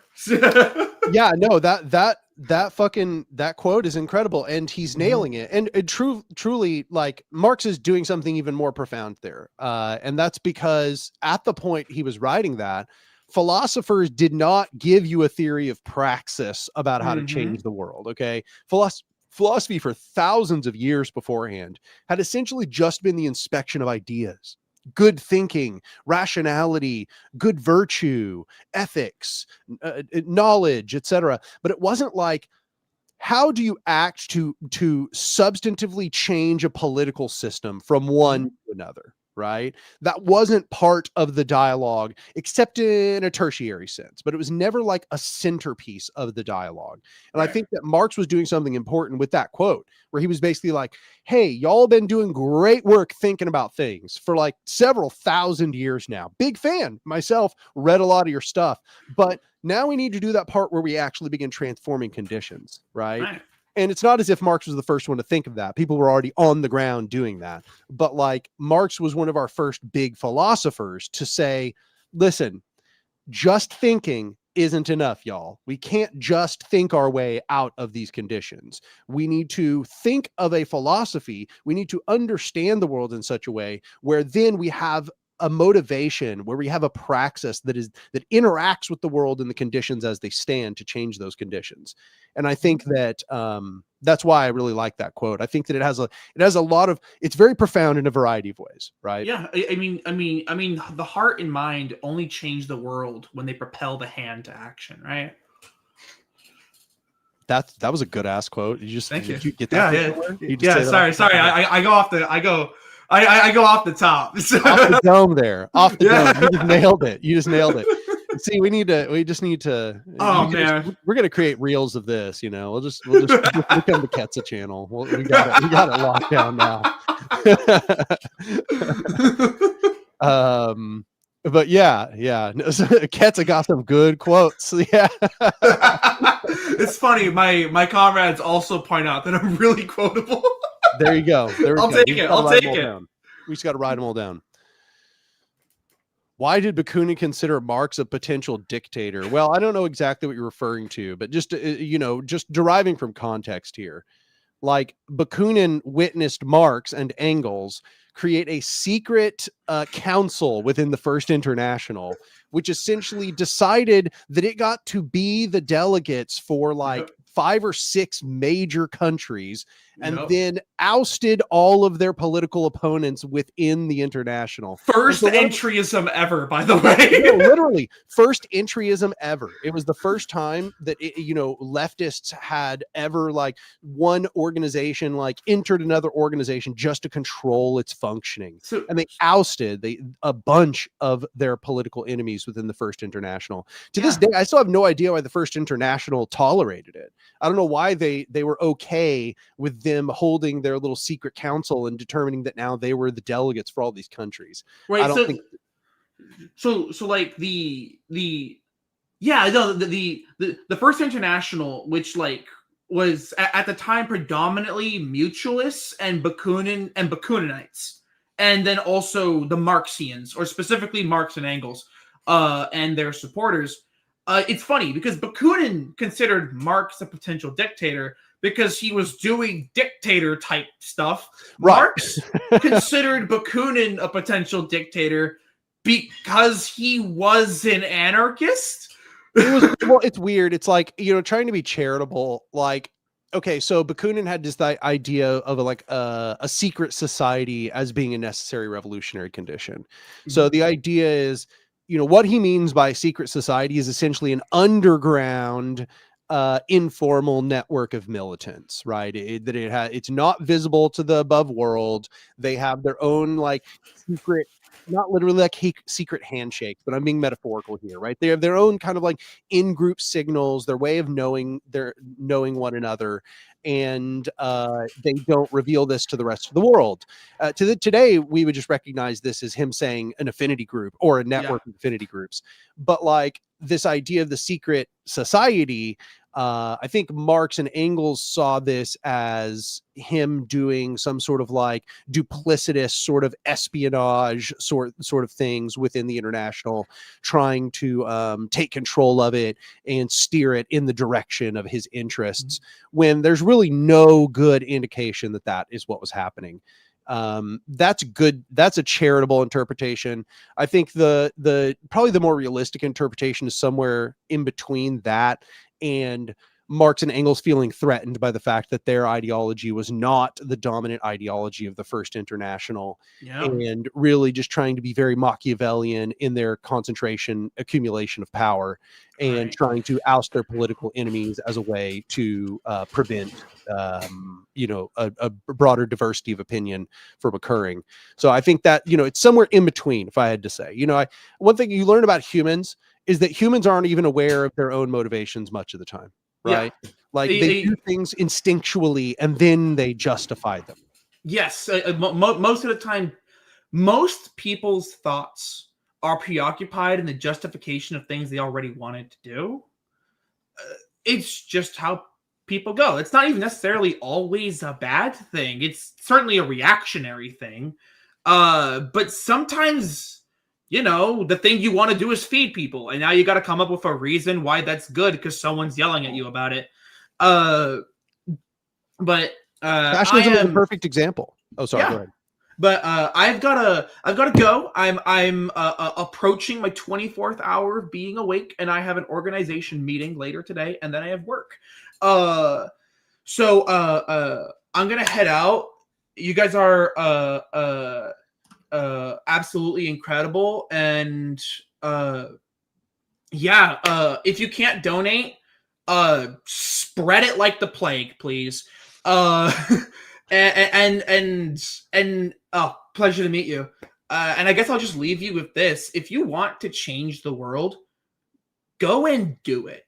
Like literally, you don't understand how easy it is. You go and you get a feel for your neighbors, and you start talking. This is why Fred Hampton got so successful. He just talked to his neighbors, figured out which ones were based, and then started handing everyone out pamphlets. And those who showed up, showed up. We live in hell. If you want a world that is worth living in, if you want a world where you wake up in and you smile instinctively because the force of your heart is not made to ache, you have to do something which will make your heart flutter about it. Don't die in hell. Make something worth living for. Peace. Love it. Love it. Well, thanks for being on here, and I hope you get quickly to sleep. Ketza. Oh, Talk to you soon. please. It's either that or Silk Song. So All right, all right. Well, maybe skip it for today, and just get some sleep. yeah. All right, All right. peace. See ya. Nice. All right. Back to the Anark full screen. Here we are. So yeah, there you go. How's everybody doing today? I have probably like another hour to hang out here, maybe a little bit more. I don't regret clicking on the video. Okay, well, here you are. You have wandered into the anarchist den of villainy here, and I don't know. It probably doesn't seem quite so villainous now that you're here. I'm doing pretty good. I tripped on LSD yesterday. That was good. Sort of reformative, revelatory. I think I feel recentered. I feel like my head is in the right space. The world is very, very difficult, and obviously nobody is truly prepared to weather these conditions. But yeah, no, I feel a little more centered. Anarch individualist arc? No, not the Anarch individualist arc. Yeah, I feel pretty good. One thing that it really occurred to me during the trip was sort of the tragedy of the fact that I think pretty much everybody everywhere on Earth, and I mean to say, is desperately in need of guidance. They need a direction. It used to be before the internet, there was a mainstream. There was a sort of homogenous culture, even if not everybody not everybody agreed with it. There was sort of a culture that everybody shared. And that culture offered answers to questions. It gave some solidity. It gave a unified understanding in a time when things were changing. When you needed answers, it gave you answers. And I think that in the modern day, the internet has fractured our psyche into 1,000 pieces, not just 1,000, 10,000, 100,000 pieces, so that now there is no narrative that just is universally appealing. Everybody instead has a bunch of niche understandings of the world that are being fed to them by a bunch of very very fractured mechanisms. So you look at TikTok, you look at even somewhere like YouTube, you look at all of these social media forms, and all of these places are places where there is an enormous number of different perspectives all being offered at the same time, and they're sort of co-destructive in a sense. Like, for every person you find saying A, you find people saying not A. It's hard to even settle down. It's hard to figure out if you found something that is truthful, if there is anything that you can settle on and believe in. And I believe that there is, but those answers are hard answers. We are in a period of broad scale sort of hellish conglomeration or agglomeration of hierarchical structures. Everything is becoming miserable. It was already miserable in a sense, but it's even more miserable these days. People feel alienated. People feel alone and separated from their communities. They feel misunderstood, isolated in an ideological sense. They feel angry because everywhere that they look, people are angry at one another. They feel distrustful because people are mistreating each other everywhere they look. Name a community. That community is probably full of haters. it's not just a problem of the left. Every community is full of people tearing each other down. Nowhere feels safe. Nowhere feels reconstructive. Nowhere feels like it is offering people a solid understanding about how to approach the future and how to approach, the present. And I think that what people would really need is a sort of reconstructive, philosophical foundation for the modern world. But even though I actually think there are good answers to that reconstruction, they are not incentivized to find those answers on all of the mechanisms that could deliver them to them. Obviously having that, I have my own perspective. I'm an anarchist. I'm an atheist. I believe in the importance of the entire ecosphere. I have a deep reverence for the universe and all of its internal functions. I recognize myself as being the result of many processes which are completely ineffable to human minds. And I am in awe of that. To me, that is spiritual in a sense. I don't really know about this word, but I think by what most people mean by it. And so I think that, I have my own perspective, and I believe this perspective would be grounding to many people if they were to be able to accept it. But it's difficult to accept a very radical position. And furthermore, you have to go through a mourning period to be all of these things, to be an anarchist, to be an atheist, to, have this sort of scientific materialist worldview. But I think that's one of the only things that's going to prepare human beings for the coming times of crisis, because all of these other sorts of viewpoints are going to lead people astray. They're going to misprepare people for the world. People are going to continue to be miserable, continue to be confused. And what we really need is a reconstruction of the values of society. We need people to be prepared to confront the world as it is and not as hierarchical power structures want us to believe it is. We are miserable largely because we are duped by the prevailing narratives of hierarchical power structures. It is very, very difficult to undermine those narratives. And, you go to TikTok or something, and you're not really going to find a cohesive, coherent worldview. People aren't producing all of their ideas from first principles. What they're doing instead is they are repeating things they've heard. They are discoursing over topics that interest them.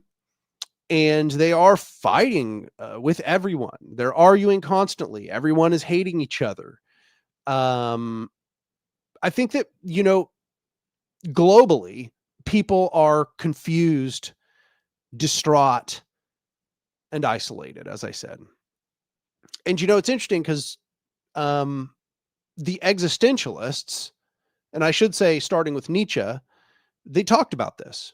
They talked about how this decline of a conventional narrative, the conventional theological narrative, specifically Nietzsche talks about this, and thus spoke the Zarathustra. This idea that people have probably heard this quote: "God is dead, and we have killed them. We have killed him." This is not a statement that we've literally killed God. It is a statement that as we have progressed in all of our rational faculties and understanding the universe, that we have displaced the God concept, that we have displaced the supernatural, and we have then situated ourselves within the universe without the God concept. Nietzsche doesn't think that the God concept is good. He's an atheist. However, Nietzsche does believe that the God concept theology that gave us some form of sort of a little more universal solidity of a sense of shared values. And that as these shared values declined and as these rituals and these traditions died out, we would need to, for ourselves, discover our place in the world from scratch, in a sense. And that was radical and terrifying in a sense, because it means that we have to find a new foundation for all of our values. This went on through the existentialists. So the existentialists basically said that the universe is inherently meaningless, which might sound very depressing, but this is what I mean when I say there has to come a period of mourning in order to cope with the world. You know, the universe does not come with meaning. Meaning is something that humans make in relation to the universe. That is to say, if you were to delete humans out of the universe, there would be no inherent meaning within the universe without humans there to grasp the universe. It is something that humans experience intersubjectively and relationally to the elements of the universe. We find meaning in the universe. And so essentially what the existentialists are saying is that means that's a radical refoundation of our values. We have to seek out that meaning. Without this belief, there's some inherent meaning that has been pre-prepared for us by some overseeing entity, by some conscious mind, but instead that the world simply is, and we exist in it, and that we have to make sense of the world that we have been catapulted into without our consent. So that is, I think, a really important part for people to live coherently within the world that we've been given. But that's difficult. That's very difficult. You know, the world is hard. I think this is at the foundation of philosophical thought. And that is, you know, here we are. We're this elaborate organism. That is so good at confronting the world, so good at braining things, right? We have this complex machine in our skulls. And it seems as if we're supposed to be here. You know, we have some kind of purpose, it seems, right? We have an entire life cycle. We have an entire relationality to all of the elements of the world, of the water and of the earth and of everything else. It seems like, you know, we have this inherent relationality that's very deeply profound and is you know, we're connected to it in ways that are hard to even describe. And yet the world is so hard. Life is so hard. And that is, I think, the central conundrum of all human philosophical thought is essentially, why is the world so hard? If we are quite clearly meant to be here somehow, why is the world so damn hard?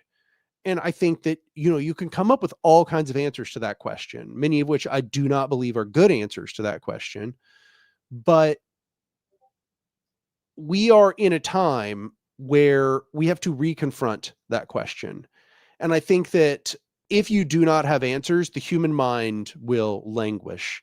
The human mind will become slowly sort of disconnected from the world. It will seek to escape from the miseries of existence. And in doing so, it seeks various forms of escapism. It doesn't, you know, the human mind isn't built to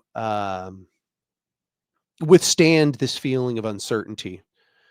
And this brings me to another one of my thoughts. And that is that because our brain evolved to solve problems, that is its purpose, right? That is the purpose of any brain, but specifically one that is as evolved as ours is, that is as developed as ours is. Our brain is a closure-seeking machine. And I should say, more than just seeking closure, that is to say, just seeking answers, it is a problematizing and closure machine. That is to say, first it problematizes, that is to say, it tries to find flaws, issues, structural critiques within thoughts and things that we see in the world. And then it seeks closure, it seeks answers to those. And here's the thing, it's when you're just living in the state of nature before a complex society, it is enough to just seek practical answers. You don't need perfect answers when things aren't that complex. because you just need something that's going to get you by day to day. You know, like, it's not super important to know where the rivers come from if all you need to do is drink by the river and you don't have a complex society that is possibly poisoning the river. But once you have a complex society where you have an enormous, sprawling mechanisms of production, you now are interacting with all of the rivers on Earth. You need to know where the rivers come from. You need to know where they terminate. You need to know why they work. You're putting complex chemicals into the water. Now you need to know if those are dangerous or not. Practical proximal answers become less and less useful. Now what you need is facts. More and more, as you confront the complexity of the universe, you need to know how it really works. Well, the problem is that as we now transition into a world where we more and more need to know how the universe works, we are pervaded by a sort of toxic deluge of false answers. And I should say, one of these false answers is the belief in hierarchical power. Hierarchical power essentially tries to convince us of its necessity, that we have to have it, that we essentially have to acquiesce to the parasitism of rulership because it gives us something, because it's somehow beneficial. And it is essentially recognizing that it is losing its grip. Every time that it recognizes that it's losing its grip through the process of liberalism or liberalization of thought, it therefore tries to reactively reproduce itself. And this is, in my opinion, that's what fascism is. Fascism is the modern day attempt of the hierarchical power structure to reproduce the delusional values that allowed it to exist to begin with. So this is why we see the reproduction of patriarchy to an enormous degree. This is why we see the reproduction of homophobia and the traditional family and ableism and all of these other things. These are the delusions of the hierarchical structure, which go back to olden times, where this was the narrative. This was the unifying, homogenizing narrative of hierarchical life within a hierarchical power structure. However, we live in a world today where everything it's clear that no simple answer is working, right?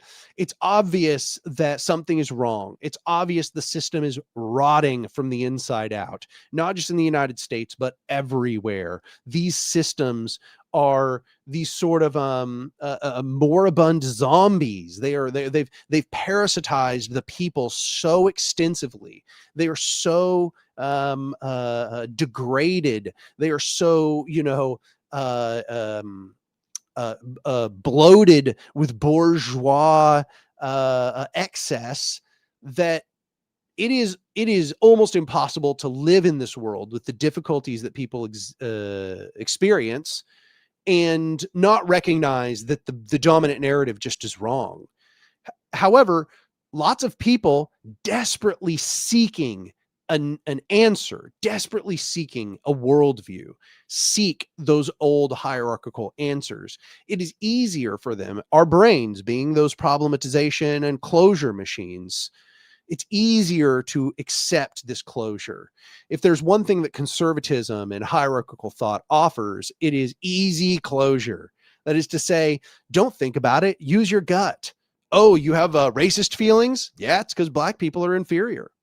Oh, you have homophobic feelings? Yeah, it's because gay people are unnatural, right? Like, it doesn't, it encourages you to choose knee-jerk responses and lower primitive brain reactions. And that is extremely difficult to overcome. So we're in a time where we have to produce a convincing counter narrative. We have to produce a foundational narrative that is powerful enough to perpetuate and spread. And that also requires us to be highly empathetic, seeing the people as victims of the system as it stands. That is not something that can just be done. It cannot be done through just combating people we disagree with. It cannot be done by tearing people down. The only successful revolutionary activity is collective activity. It is activity where we work together, where we overcome differences, where we work out our feuds, work out our traumas, and we make our best attempts to weather difficulty. And I think this brings me to another one of the things I was thinking about last night. And that is that the most core need of every human being is safety. If you think about it, that's just what is life's a core drive? Well, self-perpetuation. Well, you can't self-perpetuate if you don't have a baseline of safety. Especially as an organism gets more and more complicated, as an organism becomes larger and larger scale, there are more resources invested into that organism. It has more and more need of safety. And I think that's at the core. That's at the core of being a human being. We are a very complex organism. There is an enormous amount of resources that get invested into any one of our lives. We have very long gestation periods. We are a very difficult animal to develop. And we are a dangerous animal to birth. If it weren't for modern medical interventions, mortality rates from birth are very high. We are a very resource intensive creature. That means I think that we as a creature want a feeling of safety. And so the problem is that the world is hard, as we said, right? That's the sort of that central concept of philosophy, is explaining why is the world so hard. And so I think we always are seeking or sort of metaphorical return to the womb, you might say, a place where we have no worries, where we live in simple luxury, where we are truly safe, where there's some warden that will protect us. However, the real world is not that. That as you confront the real world more and more, you confront a world that is actually brutally difficult, that is filled with anguish and disappointment. And that is a challenge to the human psyche. We, I think, develop a large number of our philosophical perspectives because of our inability to confront the difficulty of the world and to mourn over what we wish it were, and accept that it is not what we wish it were, but it is instead what it is. And so this, I think, is why I've been driven to Stoicism in a very real way. And, I'm going to do a video on Stoicism soon, because I think Stoicism is largely misunderstood. But Stoicism is a way of confronting difficulty. That's essentially what I think it is at its core, as with many philosophies. Essentially, it is a series of coping mechanisms, of conceptual mechanisms for understanding the world and the self and our relation to the world that help us confront difficulty and help us prepare for difficulty, which is inherent to existence. And I say this meaning that there is no utopian society that will ever eliminate the fundamental anguish of existence. The anguish of existence comes from our desires mismatching with what is. And there will never be a world where our desires are fully satisfied by what is. The world will always have limitations and difficulties. And so what we have to do is we have to develop a resolve. We have to develop a resolve which allows us to push forth into difficulty, to not become overcome and overwhelmed with the desire to return to the womb. I thought very young of a sort of metaphor for this, which apparently the Stoics, I think Marcus Aurelius literally used this metaphor. The idea of waking up on a cold morning in the warm covers. We've all experienced this, where you wake up and it's cold outside and you are so warm in the covers, you do not want to get out, right? You feel so good there. You want to rest there forever. And the thing is that the whole world is outside.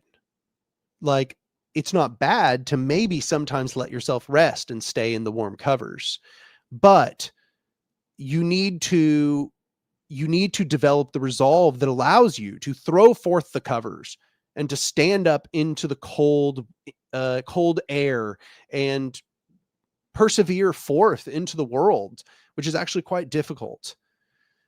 And I think, Marcus Aurelius literally confronts this exact concept of being in the warm bed and getting out of bed in the morning. And he basically says, his belief is that our purpose is to confront the difficulties of life, and that, and he's speaking metaphorically in a sense, but also in practical sense, we have this sort of a natural purpose to confront the difficulties of the world, and to stay tucked into the covers would be contrary to our personally given purpose, that we have a greater interest in confronting the cold. And this is the difficulty of really so much of life. It's not just philosophy. It's everything. Everything is about the ability to throw forth the covers and to stand up. Give me a sec. Somebody's knocking on my front door.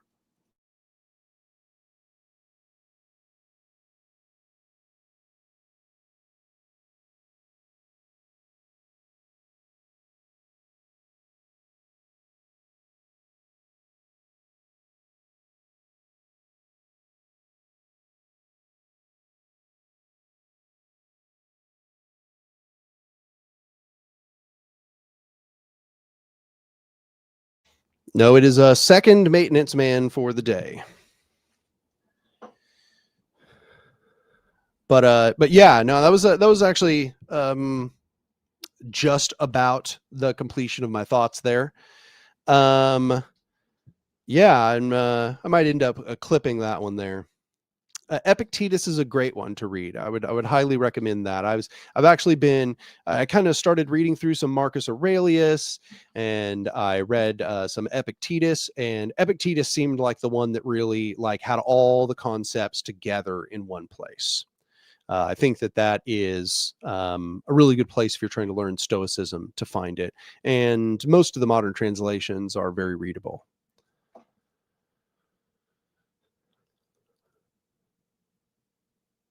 Give me just a moment. I'll be right back.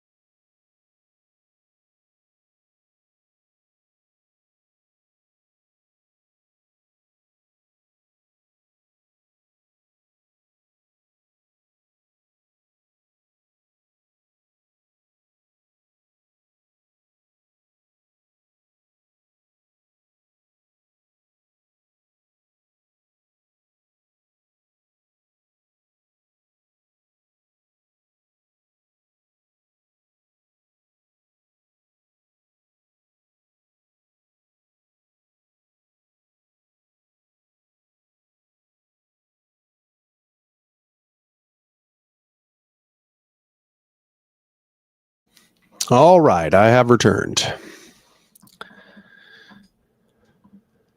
So yeah, I didn't read any comments on that long rant. Would I ramble for like 30 minutes there or something? Let's see what people were saying.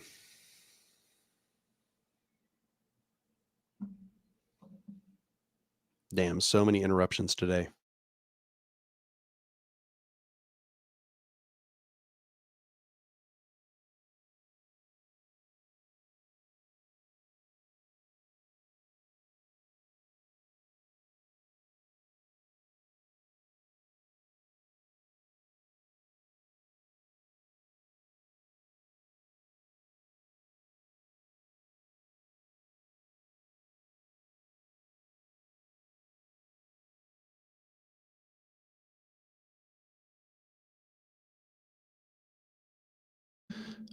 Damn. All right. That person thought I owned a house and wanted to give me a roof inspection. Incredible.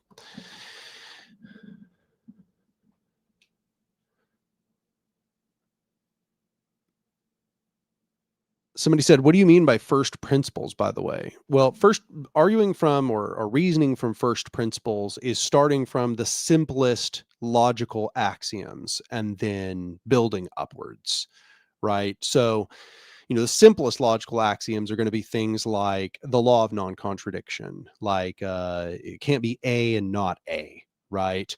This shirt is only one color. It is not this color and another color.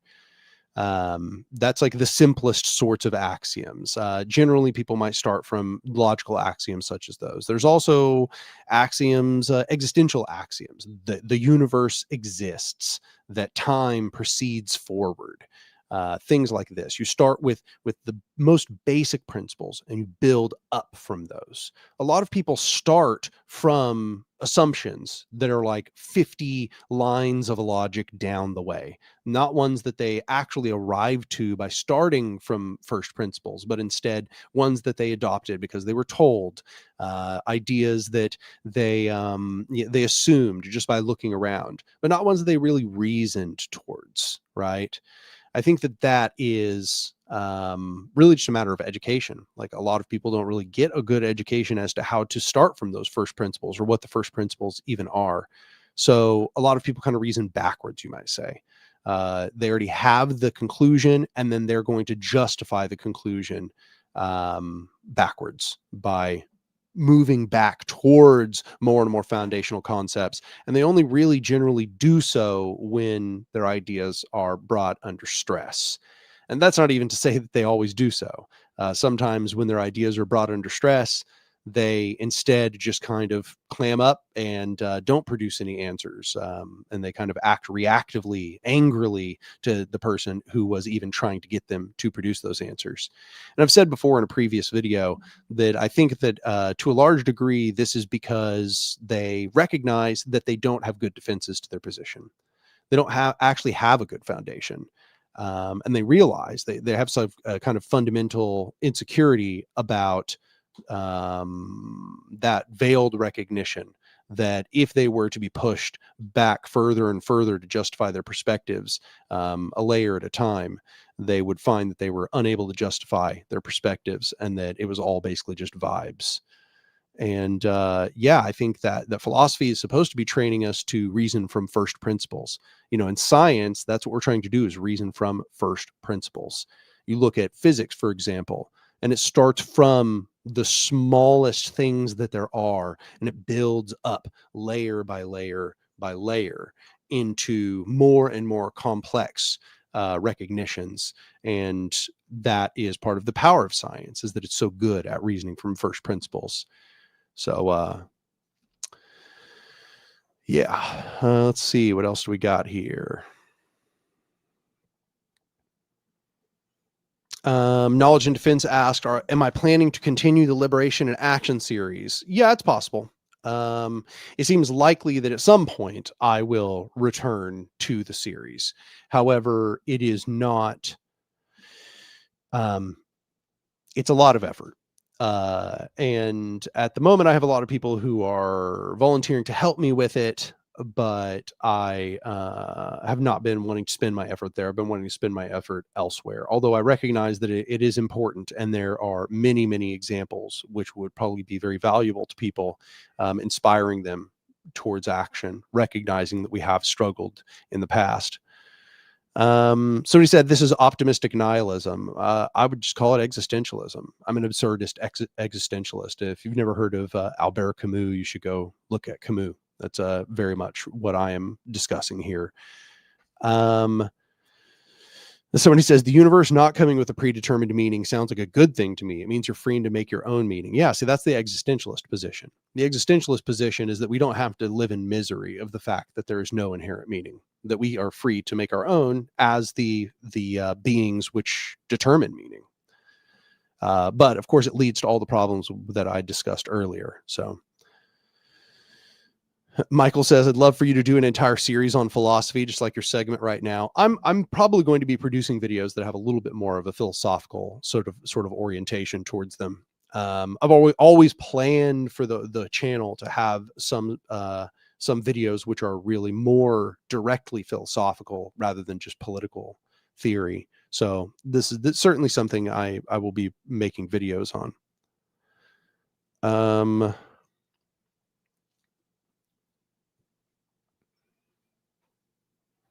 Good. Okay. It's all good.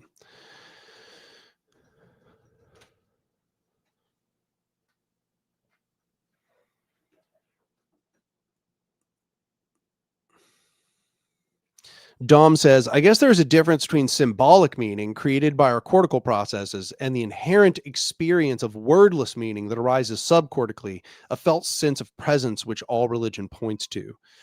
Yeah, I think I get what you're saying here. Sorry, the cat is running around meowing right now. Give me a sec.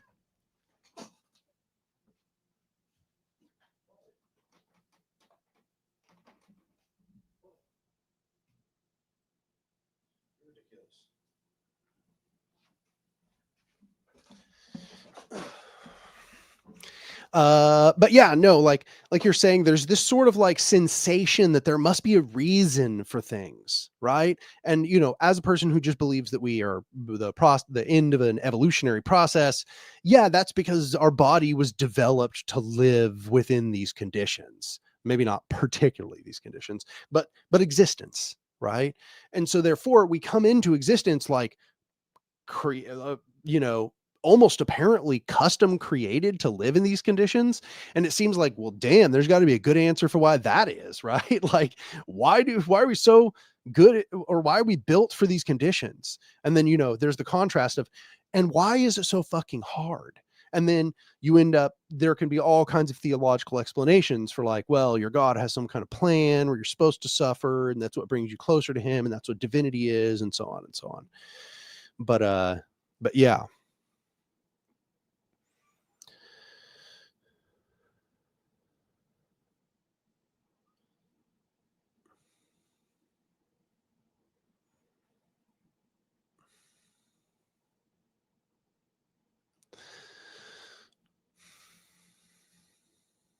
Klatari says, I think we all yearn for someone to protect and care for us, but we need to create and become this caretaker for ourselves and other people.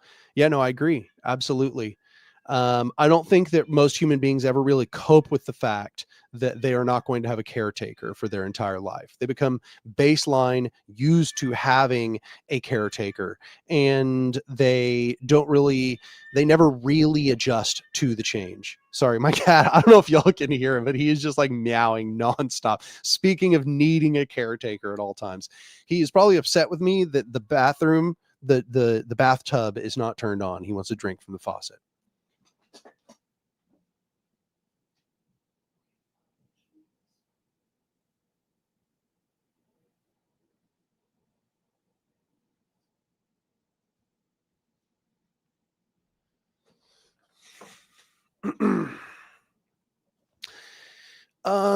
Yeah. Then I cannot pronounce this. Ahand KDPD, that's what we're going to say here.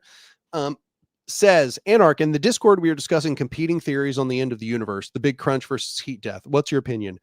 Current consensus is heat death. that is based on our understanding of the topology of the universe as far as we've seen. It looks like it's shaped like a saddle. And if it is indeed shaped like a saddle, we are going to experience heat death, not a big crunch, not a big bounce, etc. Somebody said you should get him a little cat water fountain. I've already gotten him one. He doesn't like it as much as drinking out of faucets. I'm trying my best to, I put it in places where the faucets are so that he understands. I'm like, drink this instead. But I cannot get him to transition fully.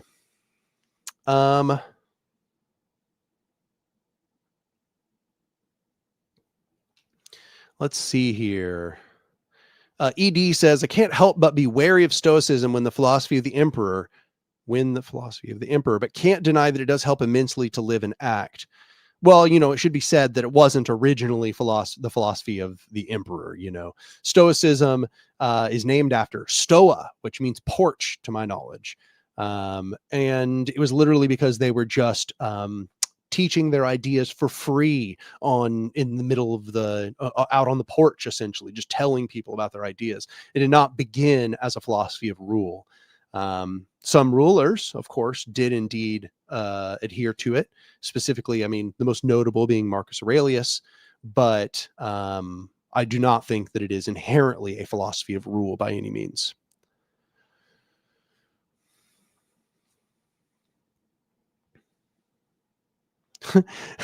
Somebody says, we all want a mommy, but you got to become the mommy yourself. See, there we go. That's the wisdom we're looking for here.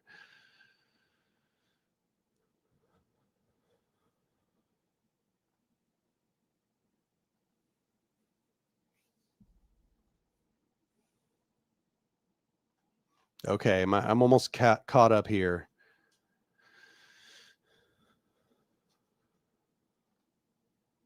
Everybody speculating that those were the feds. I don't think they were. They had pretty good reasons.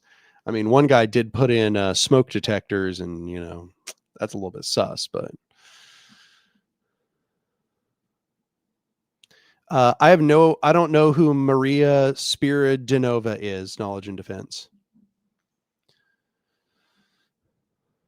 Matthias Baker says, what are some MTG decks you enjoy playing against, either because you find them easy to beat or you find them to be an engaging challenge to overcome? I've been playing mostly Commander these days. I don't know. I do like decks that just offer chaos, but glunch. There we go. I love when there is a glunch in the Commander pod. Glunch always offers a fun dynamic. Politics decks are fun to have in the dynamic. And Anark, have you peeped Black Flag Civilian on YouTube? I have not.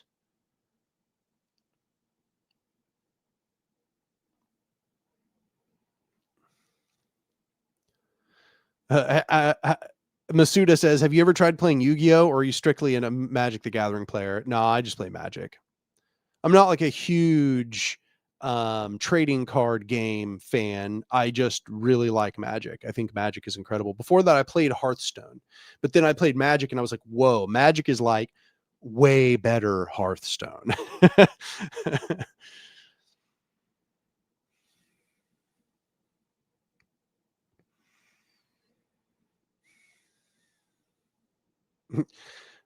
Talia says, I bet Anarch's favorite Magic card is Domri, Anarch of Bolas. No, not much into Gruul, which I think is what Domri is. I think he's Gruul.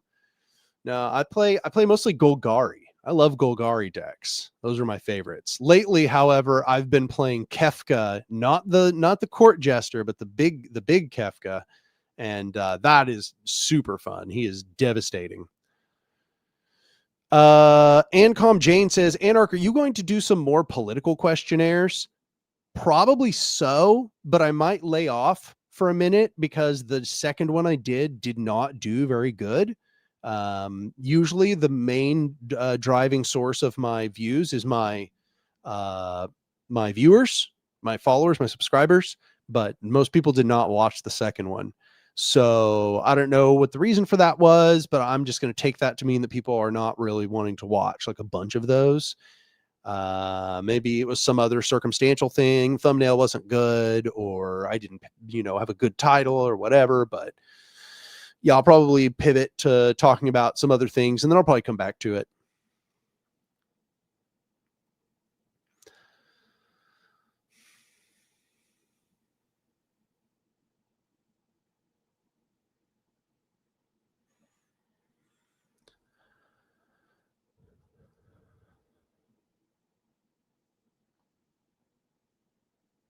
Emma says, how's everything with Co-op Tulsa? It's still going good.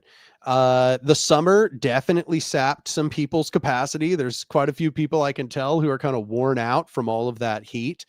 But no, we're doing good. We're recovering right now. And we're intaking new members right now. So the cat must become his own caretaker. I do actually sometimes go, little baby, you need to just find your own entertainment sometimes. But, he looks at me with his sad little kitty eyes, and then I help him with whatever it is he needs.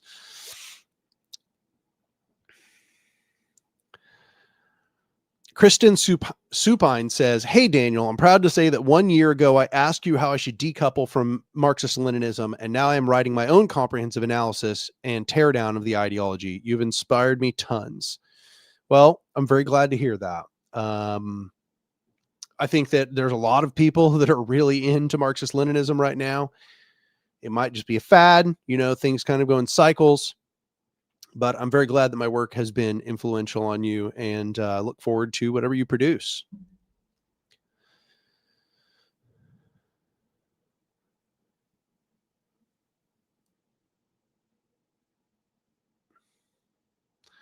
Ahan says, so if the universe is going to eventually die, what's the point of this?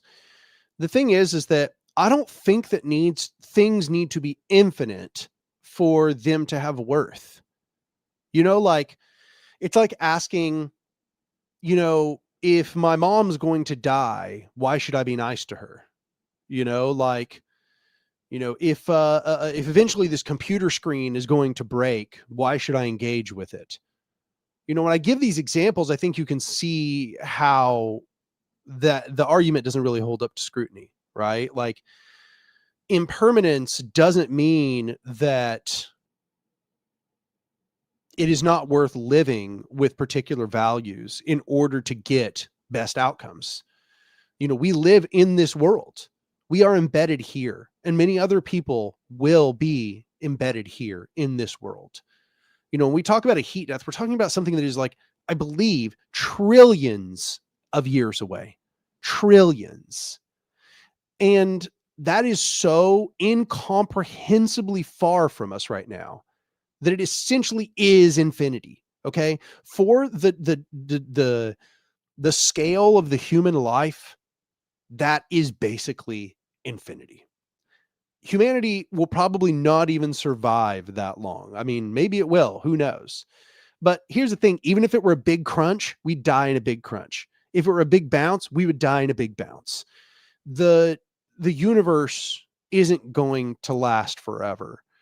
And I don't think it's necessary for it to last forever for us to value whatever it is that we are creating, not only in the present, but within a very long future timeline. Okay. We're over here thinking about what the good of people will be in just the next few hundred years. We're talking about a heat death that's in, like, billions of years. How long until the heat death of the universe? Let's go find out right now.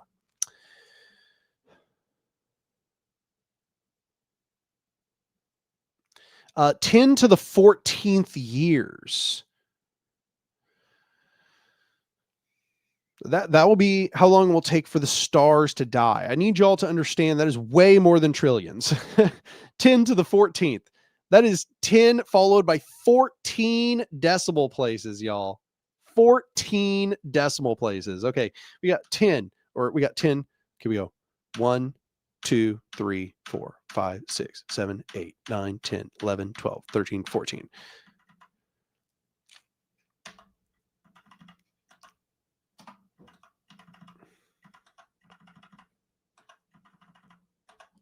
Yeah, let's see here. Okay, there's thousands, millions, billions, trillions, quadrillions. It's like 1 quintillion years, some ridiculously, stupendously large amount of time. Absolutely incomprehensible. The heat death of the universe is much, much further from us than the beginning of the universe is. We are closer to the beginning of the universe than the heat death of the universe. So that is like, to me, it's kind of irrelevant. It's kind of irrelevant. I understand how it might sound depressing, but it's irrelevant as to what we need to do now.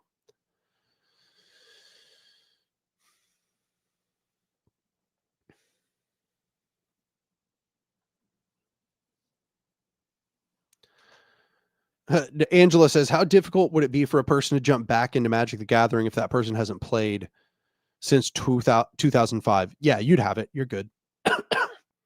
You'd have to learn a bunch of new cards, but you'd understand the basic principles of the game.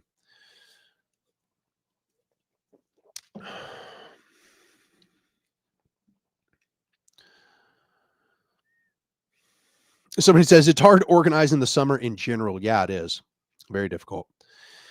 How did we start Cooperation Tulsa? Me and one other guy, Roberto Mendoza. We started it together. We wrote up a charter and we began attending other people's meetings and helping them out and telling other people about the project we had planned and reaching out to prospective members and putting together a core group.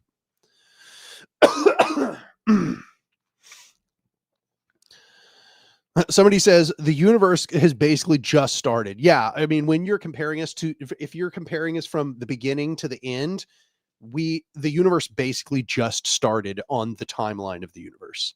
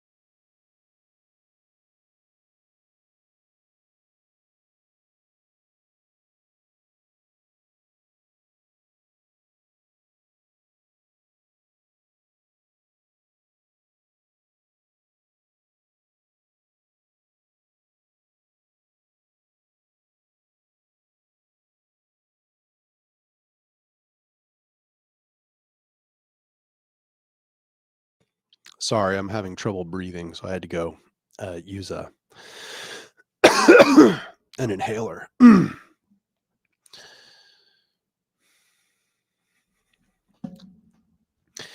John says, serious question. Would you ever debate an AI about Marxism, Leninism?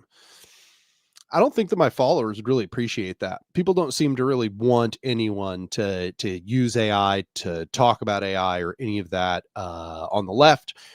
So I don't think that my viewers would really want that, to be honest. I'd be down to do it, below a gallon of water or something. But yeah, no, I don't think that my viewers really want to see that.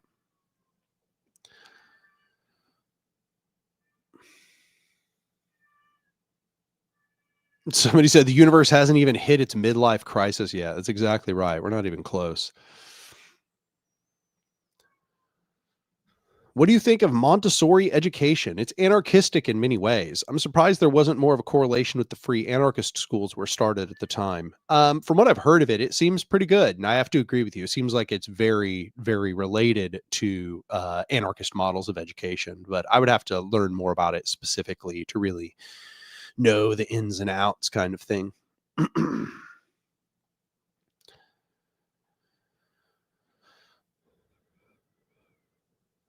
Rabid Child says it could be possible that our understanding of how the universe works is still incomplete, or that we've been working off of off of earlier assumptions that we learned to be false. That's absolutely the case.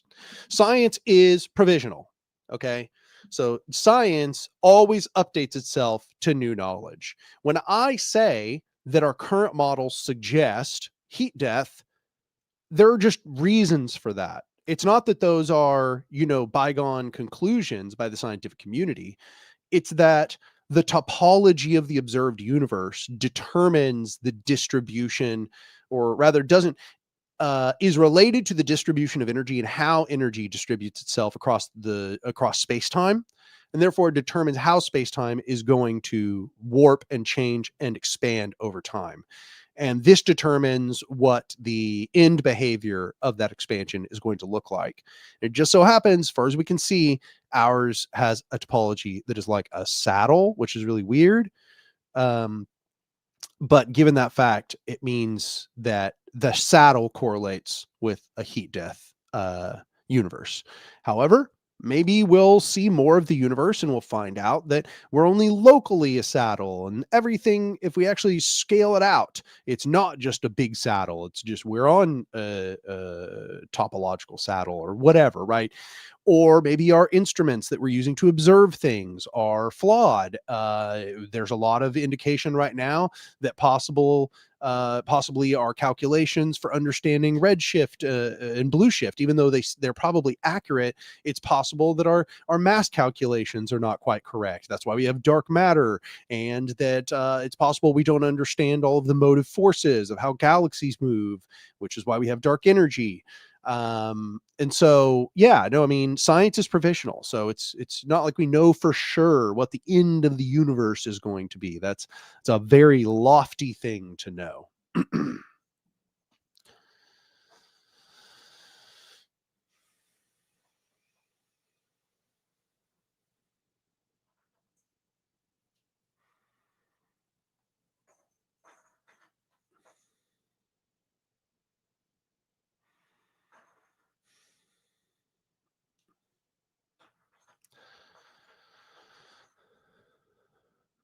Han says, I would genuinely love to hear your thoughts on antinatalism as a philosophy. Well, I'll admit that I only have a sort of vulgar understanding of antinatalism. That is to say, I kind of just understand the broad strokes of the arguments. And from those arguments, I disagree. I don't really agree with either a natalist or an antinatalist position. I think that the production of life is just, it is a natural part of us as a species, as a process, that either promoting the creation of life or discouraging the creation of life are negative. Both of these create constraining factors on the freedom of individuals to choose as they please, to live their lives, and to raise children or not raise children as they please in their conditions. So I know that there are a bunch of like complicated ethical questions about like, bringing human beings into the world, given that they cannot consent to that. And I think that there's some truth to that. However, I really think that one's really fighting an uphill battle. I think that humans are or are not going to have children, not based on any sort of philosophical argumentation, but instead this is going to be probably almost entirely determined based on their material conditions. If material conditions are terrible, then people are, well, I can't say that if material conditions are terrible. If people are hopeless about the future, they're probably not going to have as many children. But yeah, no, I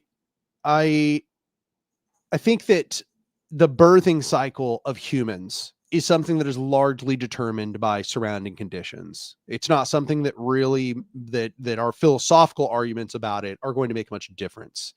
I mean, it's interesting perhaps to inspect the ethics of a pro-natalist or anti-natalist position, but I don't think that either of them, taken in an absolute sense, would really be beneficial.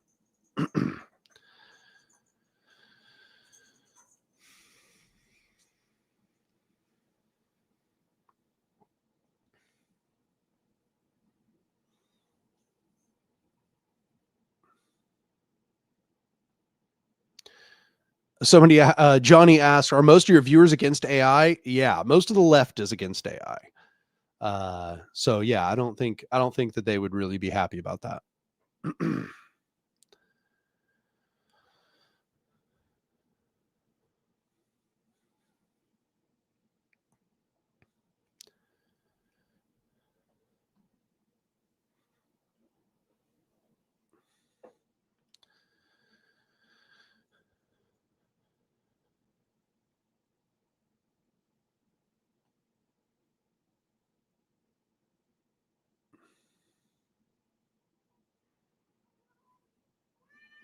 Calamity asks, what are your thoughts on if China is committing imperialism in Africa? Yes, they absolutely are. They're exerting soft power. So I think a lot of people do not understand this distinction between soft and hard power. Imperialism is not something that just occurs through hard power. So, soft power is essentially, or I'll start with hard power. Hard power is the exertion of violence. It is threat. It is coercion. It is domination in my framework. Soft power is more about incentivizing them to follow along. It is about trapping them into agreements. It is about stacking the deck such that they have to side with you or have to side against an enemy, or giving them bribes, things like that. That is soft power. And soft power is a key piece of imperialism. Soft power is part and parcel to imperialism. I mean, if you look at the United States imperialist hegemony across the planet, and you look at what we've done with the the IMF and all of these other associated international financial institutes, you see that these have used mostly soft power to subjugate many different world economies. But that is clearly seen as imperialism by people. That is easily recognized as imperialism. But when China does it, for some reason now nobody can see clearly. But if the United States did the exact same thing China is doing in Africa as China is doing, everybody would recognize it quite clearly as being imperialist. It is an attempt to create soft power in Africa such that they have long-term control over Africa's national interests. They are not like extensively gouging them on their interest ratings or anything like that. But when you are putting in these key pieces of infrastructure that are going to take an enormous amount of time to build and maintain, and for that country to pay off, well, that means that country is now incentivized to cooperate with you in the long term, because they need to keep you on good terms, because they don't want to get on your bad side. They don't want there to be difficulties, conflict of various kinds. And so it creates a form of obedience. It creates a sort of background obedience, just in the same way that with the nonprofit industrial complex, they become beholden to the people who give them their grants. So, when you sustain yourself off of the grants that are given to you as a nonprofit, then even if those grants aren't demanding a lot from you, you don't want to piss off the people giving you the grants. And so you will slowly alter your politics in order to please the people giving you the grants. And therefore, the people who give you the grants slowly gain control over your policies, they gain control over your actions, etc. And so imagine this now at institutional scale in Africa, in a place that is historically impoverished, a place that has been exploited in enormous amount by people all over the planet. And just understand that China, perhaps the world's next hegemon, is now building enormous infrastructure projects on your continent. And just, it's so clearly and obviously a form of soft imperialist power. Unless you're a sycophant for China, in which case it's a form of charity, apparently.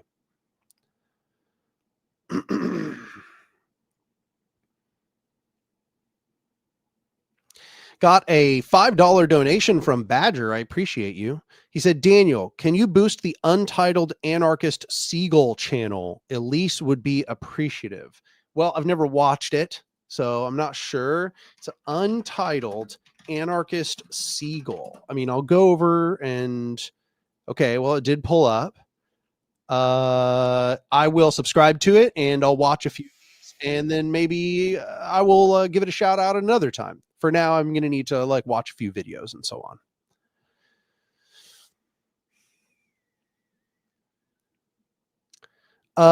HTH, bunch of letters. I have videos called Liberation and Action. You should go watch those videos. But also you should research the C&T FAI in the Spanish Civil War. Go read The Anarchist Collectives by Sam Dolgoff. Or also you could read the book about the C&T FAI by Murray Bookchin, also a very good book. It has a similar name, like Anarchist Collectives, The Heroic Years or something like that. Those are really good to read about that.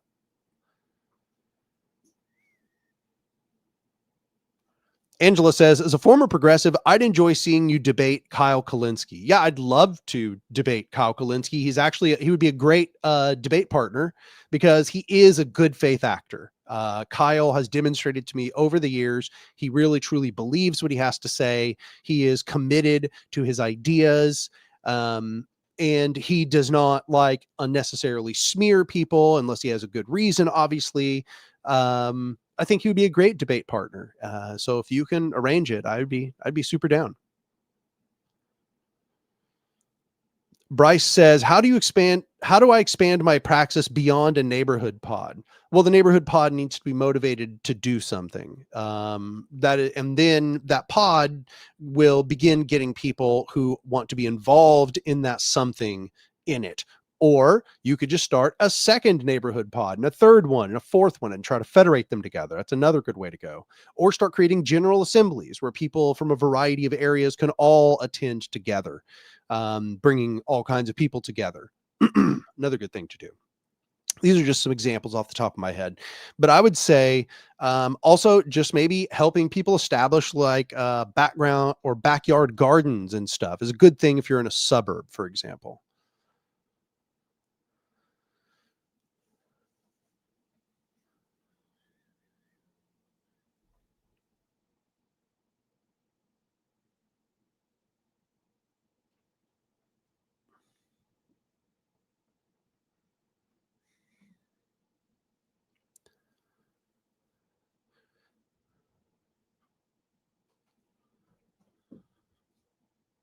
I can see Lorenzo in the background being ridiculous, just wallowing all over the ground back there.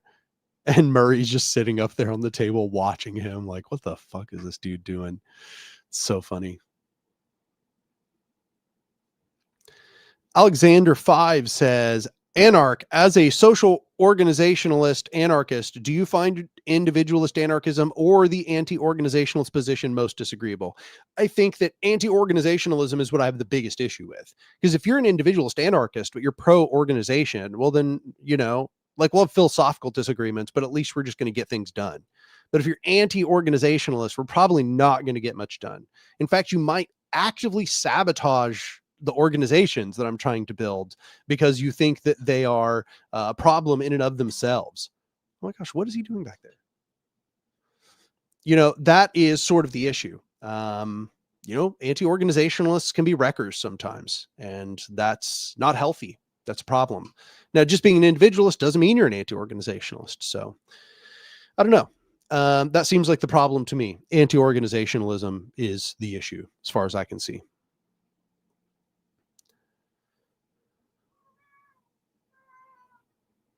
He's making crazy noises. Let me see if they need food or something.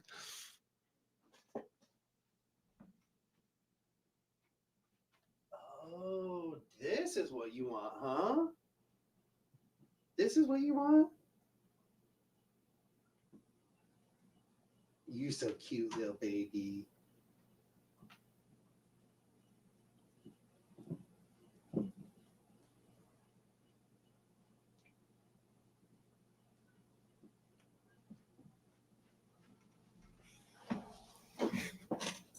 Adorable. Let's see here.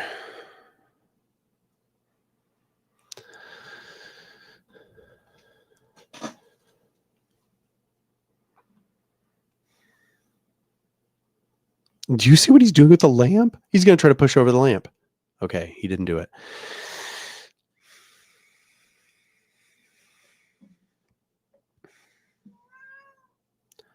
I do not know why he wants to screw up the lamp right now. Vlad the Impaler says, I've realized that anarchism is deontological, that even if hierarchy led to good outcomes, they would still be against it on principle.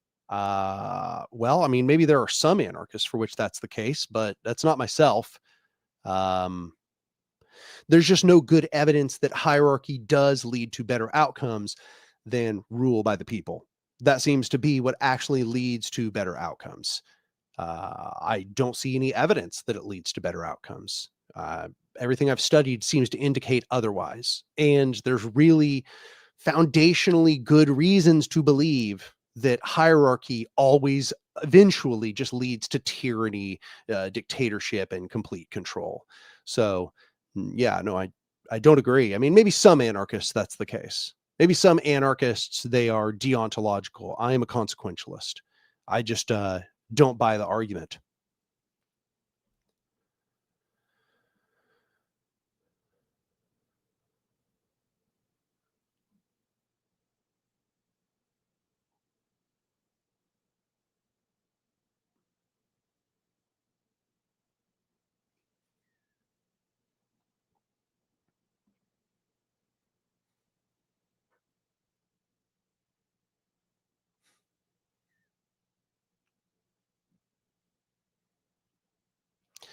Brandon, that would be epic if Secular Talk debated Anarch. How do we set this up? I mean, it really is more of a function of y'all commenting in his comments or saying something. You know, don't be aggressive about it, because then you might get the impression that I'm like angry at him or something. But yeah, no, I mean, you could politely suggest that he debate me, but also I haven't seen him do a whole lot of debates on his channel, so I'm not really sure. I mean, I'd be happy to have him on here. We can have a talk if that's what he wants to do.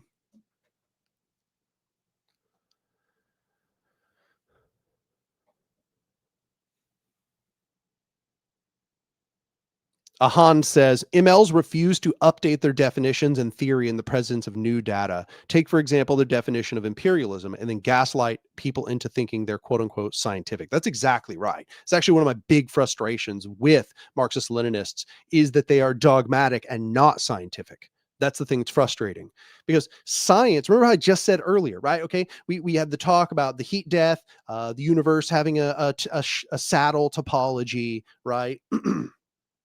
And then somebody said, okay, but that's like, you know, based on our current knowledge, we could learn something which would call that into question. And I said, yes, absolutely. Science is provisional, right? Science is provisional based on new data, and we might change our ideas or our thoughts or our beliefs or empirical structures based on new data. Marxist Leninism is terrible at that. It doesn't do it. It's dogmatic. So when Lenin defines imperialism, that's it. That's imperialism from now on. You know, there's no way for us to then go and try to question this definition of imperialism. If we offer an alternative definition of imperialism, Marxist Leninists are just going to simply say that's not imperialism. You know, read Imperialism, the Highest Stage of Capitalism, Anarchist, or whatever. You know, it's like very thought terminating. It's not scientific. It does not contain requisite dialogue. It does not contain enough diversity to question itself. It has poor peer reviewing practices. If there is going to be a development, they split instead of revise. So like, that's one of my biggest frustrations. They don't learn from their mistakes. They don't practice the scientific method.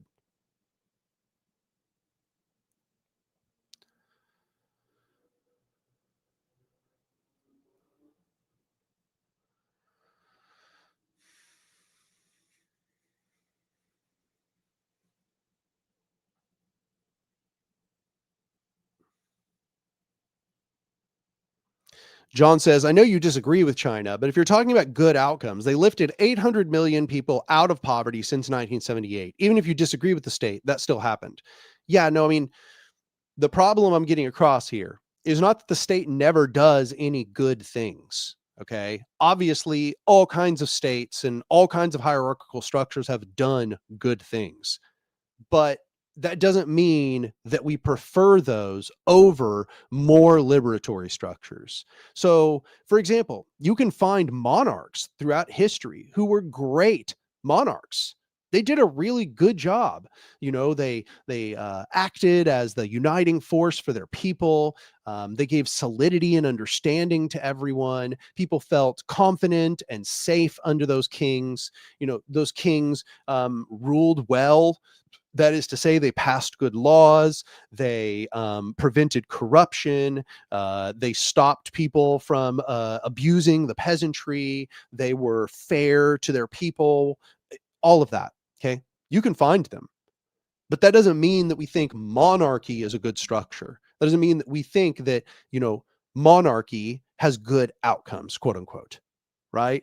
When we look at the structure of monarchy, we realize that the structure itself is the problem, right? Okay. You could have some good king and you could slot them in. You could have some state that, does welfare programs, that is social democratic or whatever. That doesn't mean, number one, that the state was needed to do that thing, just in the same way that it wasn't necessary for us to have a monarch, for us to have the policies that monarch had, right? Number two, it is not entirely clear that those same things could not have been done better if indeed the people had governed with a liberatory structure. This is what we see, for example. Okay, so let's look at the Zapatistas. The Zapatistas, a lot of people who are real simps for China will be like, oh, the Zapatistas are just a peasant economy. There's nothing to learn there. Like, who cares? I don't want to live in a peasant economy. Okay, well, here we are with a comparative, something to make comparisons with. Okay. The Zapatistas put in place a liberatory governmental social system. Okay. Where it was governed from the bottom up by councils of the people. And you know what? They're still in poverty, but they are better off than they were beforehand. And beforehand, might I note, they were controlled by the Mexican state and the local municipal government of the Mexican state. And they were given very little, if anything, for their existence within that hierarchical structure. So here we are given an example where, they transitioned from the state structure to the bottom up structure, the liberatory structure, and conditions improved. Now let's imagine they'd never done so. Let's imagine they hadn't ever created the liberatory structure, but instead they were under the Mexican state. Now, in this position where you go, oh, okay, well, the state does the good things and therefore the state is good. You would look at any handout that they got by the Mexican state and you'd say, well, it's better the state gave them those handouts, those small concessions than, for them to have nothing. The state did good things. That's what you'd say. However, we know, having this comparison, that the state is doing it worse than the bottom up liberatory structure would do. We're doing it. It's comparative in a sense. Okay. Hierarchical structures can do good things, but they are themselves incapable of meeting all of the needs of the people, and they tend towards oppression and tyranny over time. Moreover, even while they exist, even if they are good, they are homogenizing and simplifying of complexity. And this isn't just like an opinion. This is a fact. Go look throughout history. This is a fact. And entire books have been written on it. You should read Seeing Like a State. You should read Nationalism and Culture. You should read The State, Its Historic Role by Kropotkin. All of these will disabuse you of the notion that the state is the one doing the good things. The state, like all hierarchical power structures, really acts more like a parasitic structure. What it does is it extracts the energies, the work, the passions, the creativity of the masses of the people, and it puts the control in the hands of a small number of people. And those small number of people make highly simplified decisions for masses of people, where the masses of people are the ones who created everything. The workers produced all the products and the creatives created everything. And what did the rulers do? The rulers made decisions about how the people who did everything should distribute the fruits of their labor. Well, I say that structure isn't good for anyone but the rulers. and incidental examples where states did good things is not going to persuade me otherwise. Like, if you're so impressed by China, why are you not standing for Norway or Sweden or Denmark? Like, those are all better places to live than China.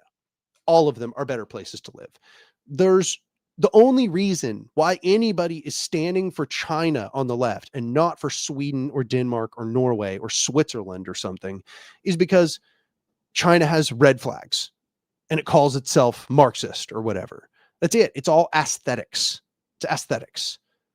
These aren't good examples if you're thinking about the comparative analysis. A liberatory society is one where the people would govern, not one where people just get more social democracy. Social democracy, if you want social democracy, you don't need to be a revolutionary. Just be a social democrat. Just like do electoralism. It's really not necessary for you to be a revolutionary if that's all you want. So if China is your shit, then don't worry about revolution. Not necessary for you. That's not revolutionary. China's not a revolution by comparison to the United States or Sweden or anything.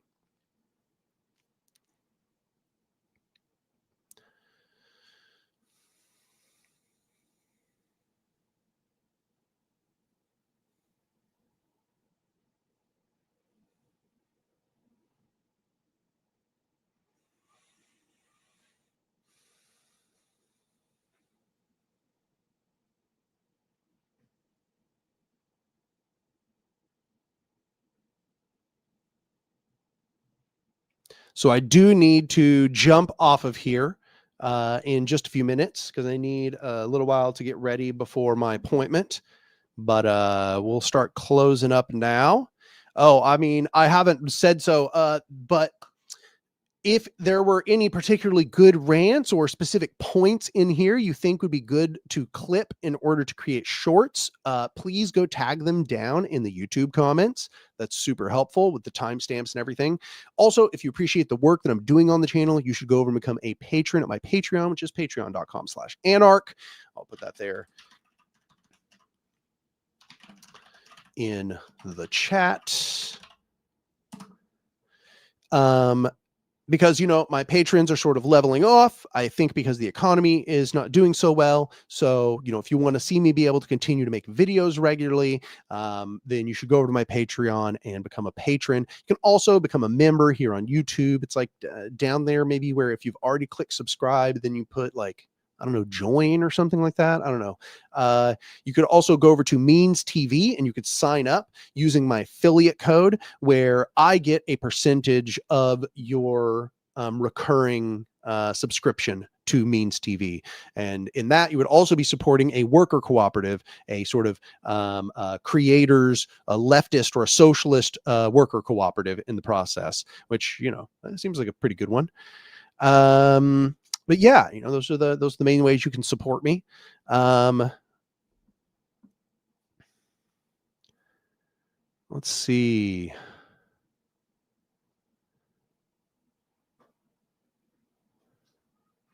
The Vanguard. If decentralized self-defense worked, anarchist Catalonia, free territory of Ukraine, Shinmin autonomous region, Paris Commune, etc., would not have been crushed. None of those failed because they were decentralized. Catalonia certainly did not fail because it was decentralized. In fact, it had a very strong central command. The Free Territories of Ukraine won the war against the White Army. They lost because of treachery by the Bolsheviks, which I suppose if you could argue there was any mistake, it is that the anarchists trusted the authoritarian leftists in the USSR. The Shinmin autonomous region, I actually don't know enough about the specifics of what happened there. There's not a whole lot of really good information about what took place. And the Paris Commune did not lose because of decentralization. The Paris Commune was a single big commune in the city of Paris. Clearly the issue was not that they were like highly decentralized or something. The Paris Commune made a number of military mistakes, number one, but number two, they were really never going to win in those conditions, not to be doomer about it, but the only way they were going to win those conditions if they took up highly unconventional guerrilla tactics, which they were really like probably not prepared to carry out. And they were up against a much larger army, which I find it very hard to believe they could have overcome with any amount of centralization. And in any of those examples you gave of Catalonia, the Free Territory of Ukraine, Shinmin, which once again, I'll say blurry on Shinmin, and the Paris Commune, none of those would have been successful in resisting the military incursions if they had somehow just had a hyper authoritarian, dictatorship. That wouldn't have helped. There were much bigger reasons as to why that they lost those military conflicts.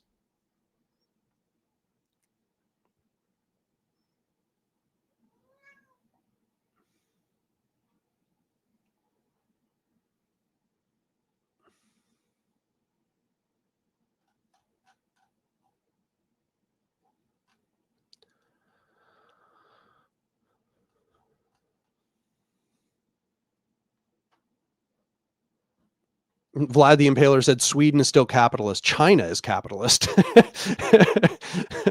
What are you talking about? China's not anything but capitalist. Vlad the Impaler says, my point still stands. If decentralized self-defense worked, they would have won against the MLs, but they didn't. No, that's not true. Decentralized self-defense had nothing to do with trusting your allies. That was the thing. The Bolsheviks were deeply treacherous, deeply treacherous. They betrayed their allies in numerous places. They betrayed anarchists domestically. They betrayed them in Ukraine. They betrayed them in Catalonia. And if anything, what failed for the anarchists in those examples is that they trusted the authoritarian left too much. And this is something that we always have to be reminded of. This is the reason why the anarchists will really never probably trust the authoritarian left again.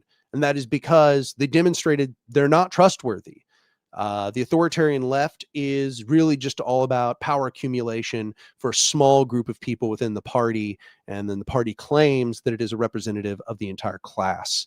So, the lesson to learn there are many lessons to learn, but one of the biggest lessons to learn is do not trust Marxist-Leninists when it comes to state building.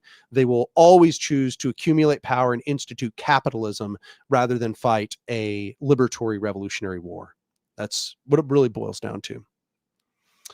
But also, if that's the way you look at things, then Marxist-Leninism has been an utter failure. It has failed to maintain any of the major states that it has been the operating ideology of. I mean, I don't know if you noticed, but the USSR doesn't exist. The USSR failed.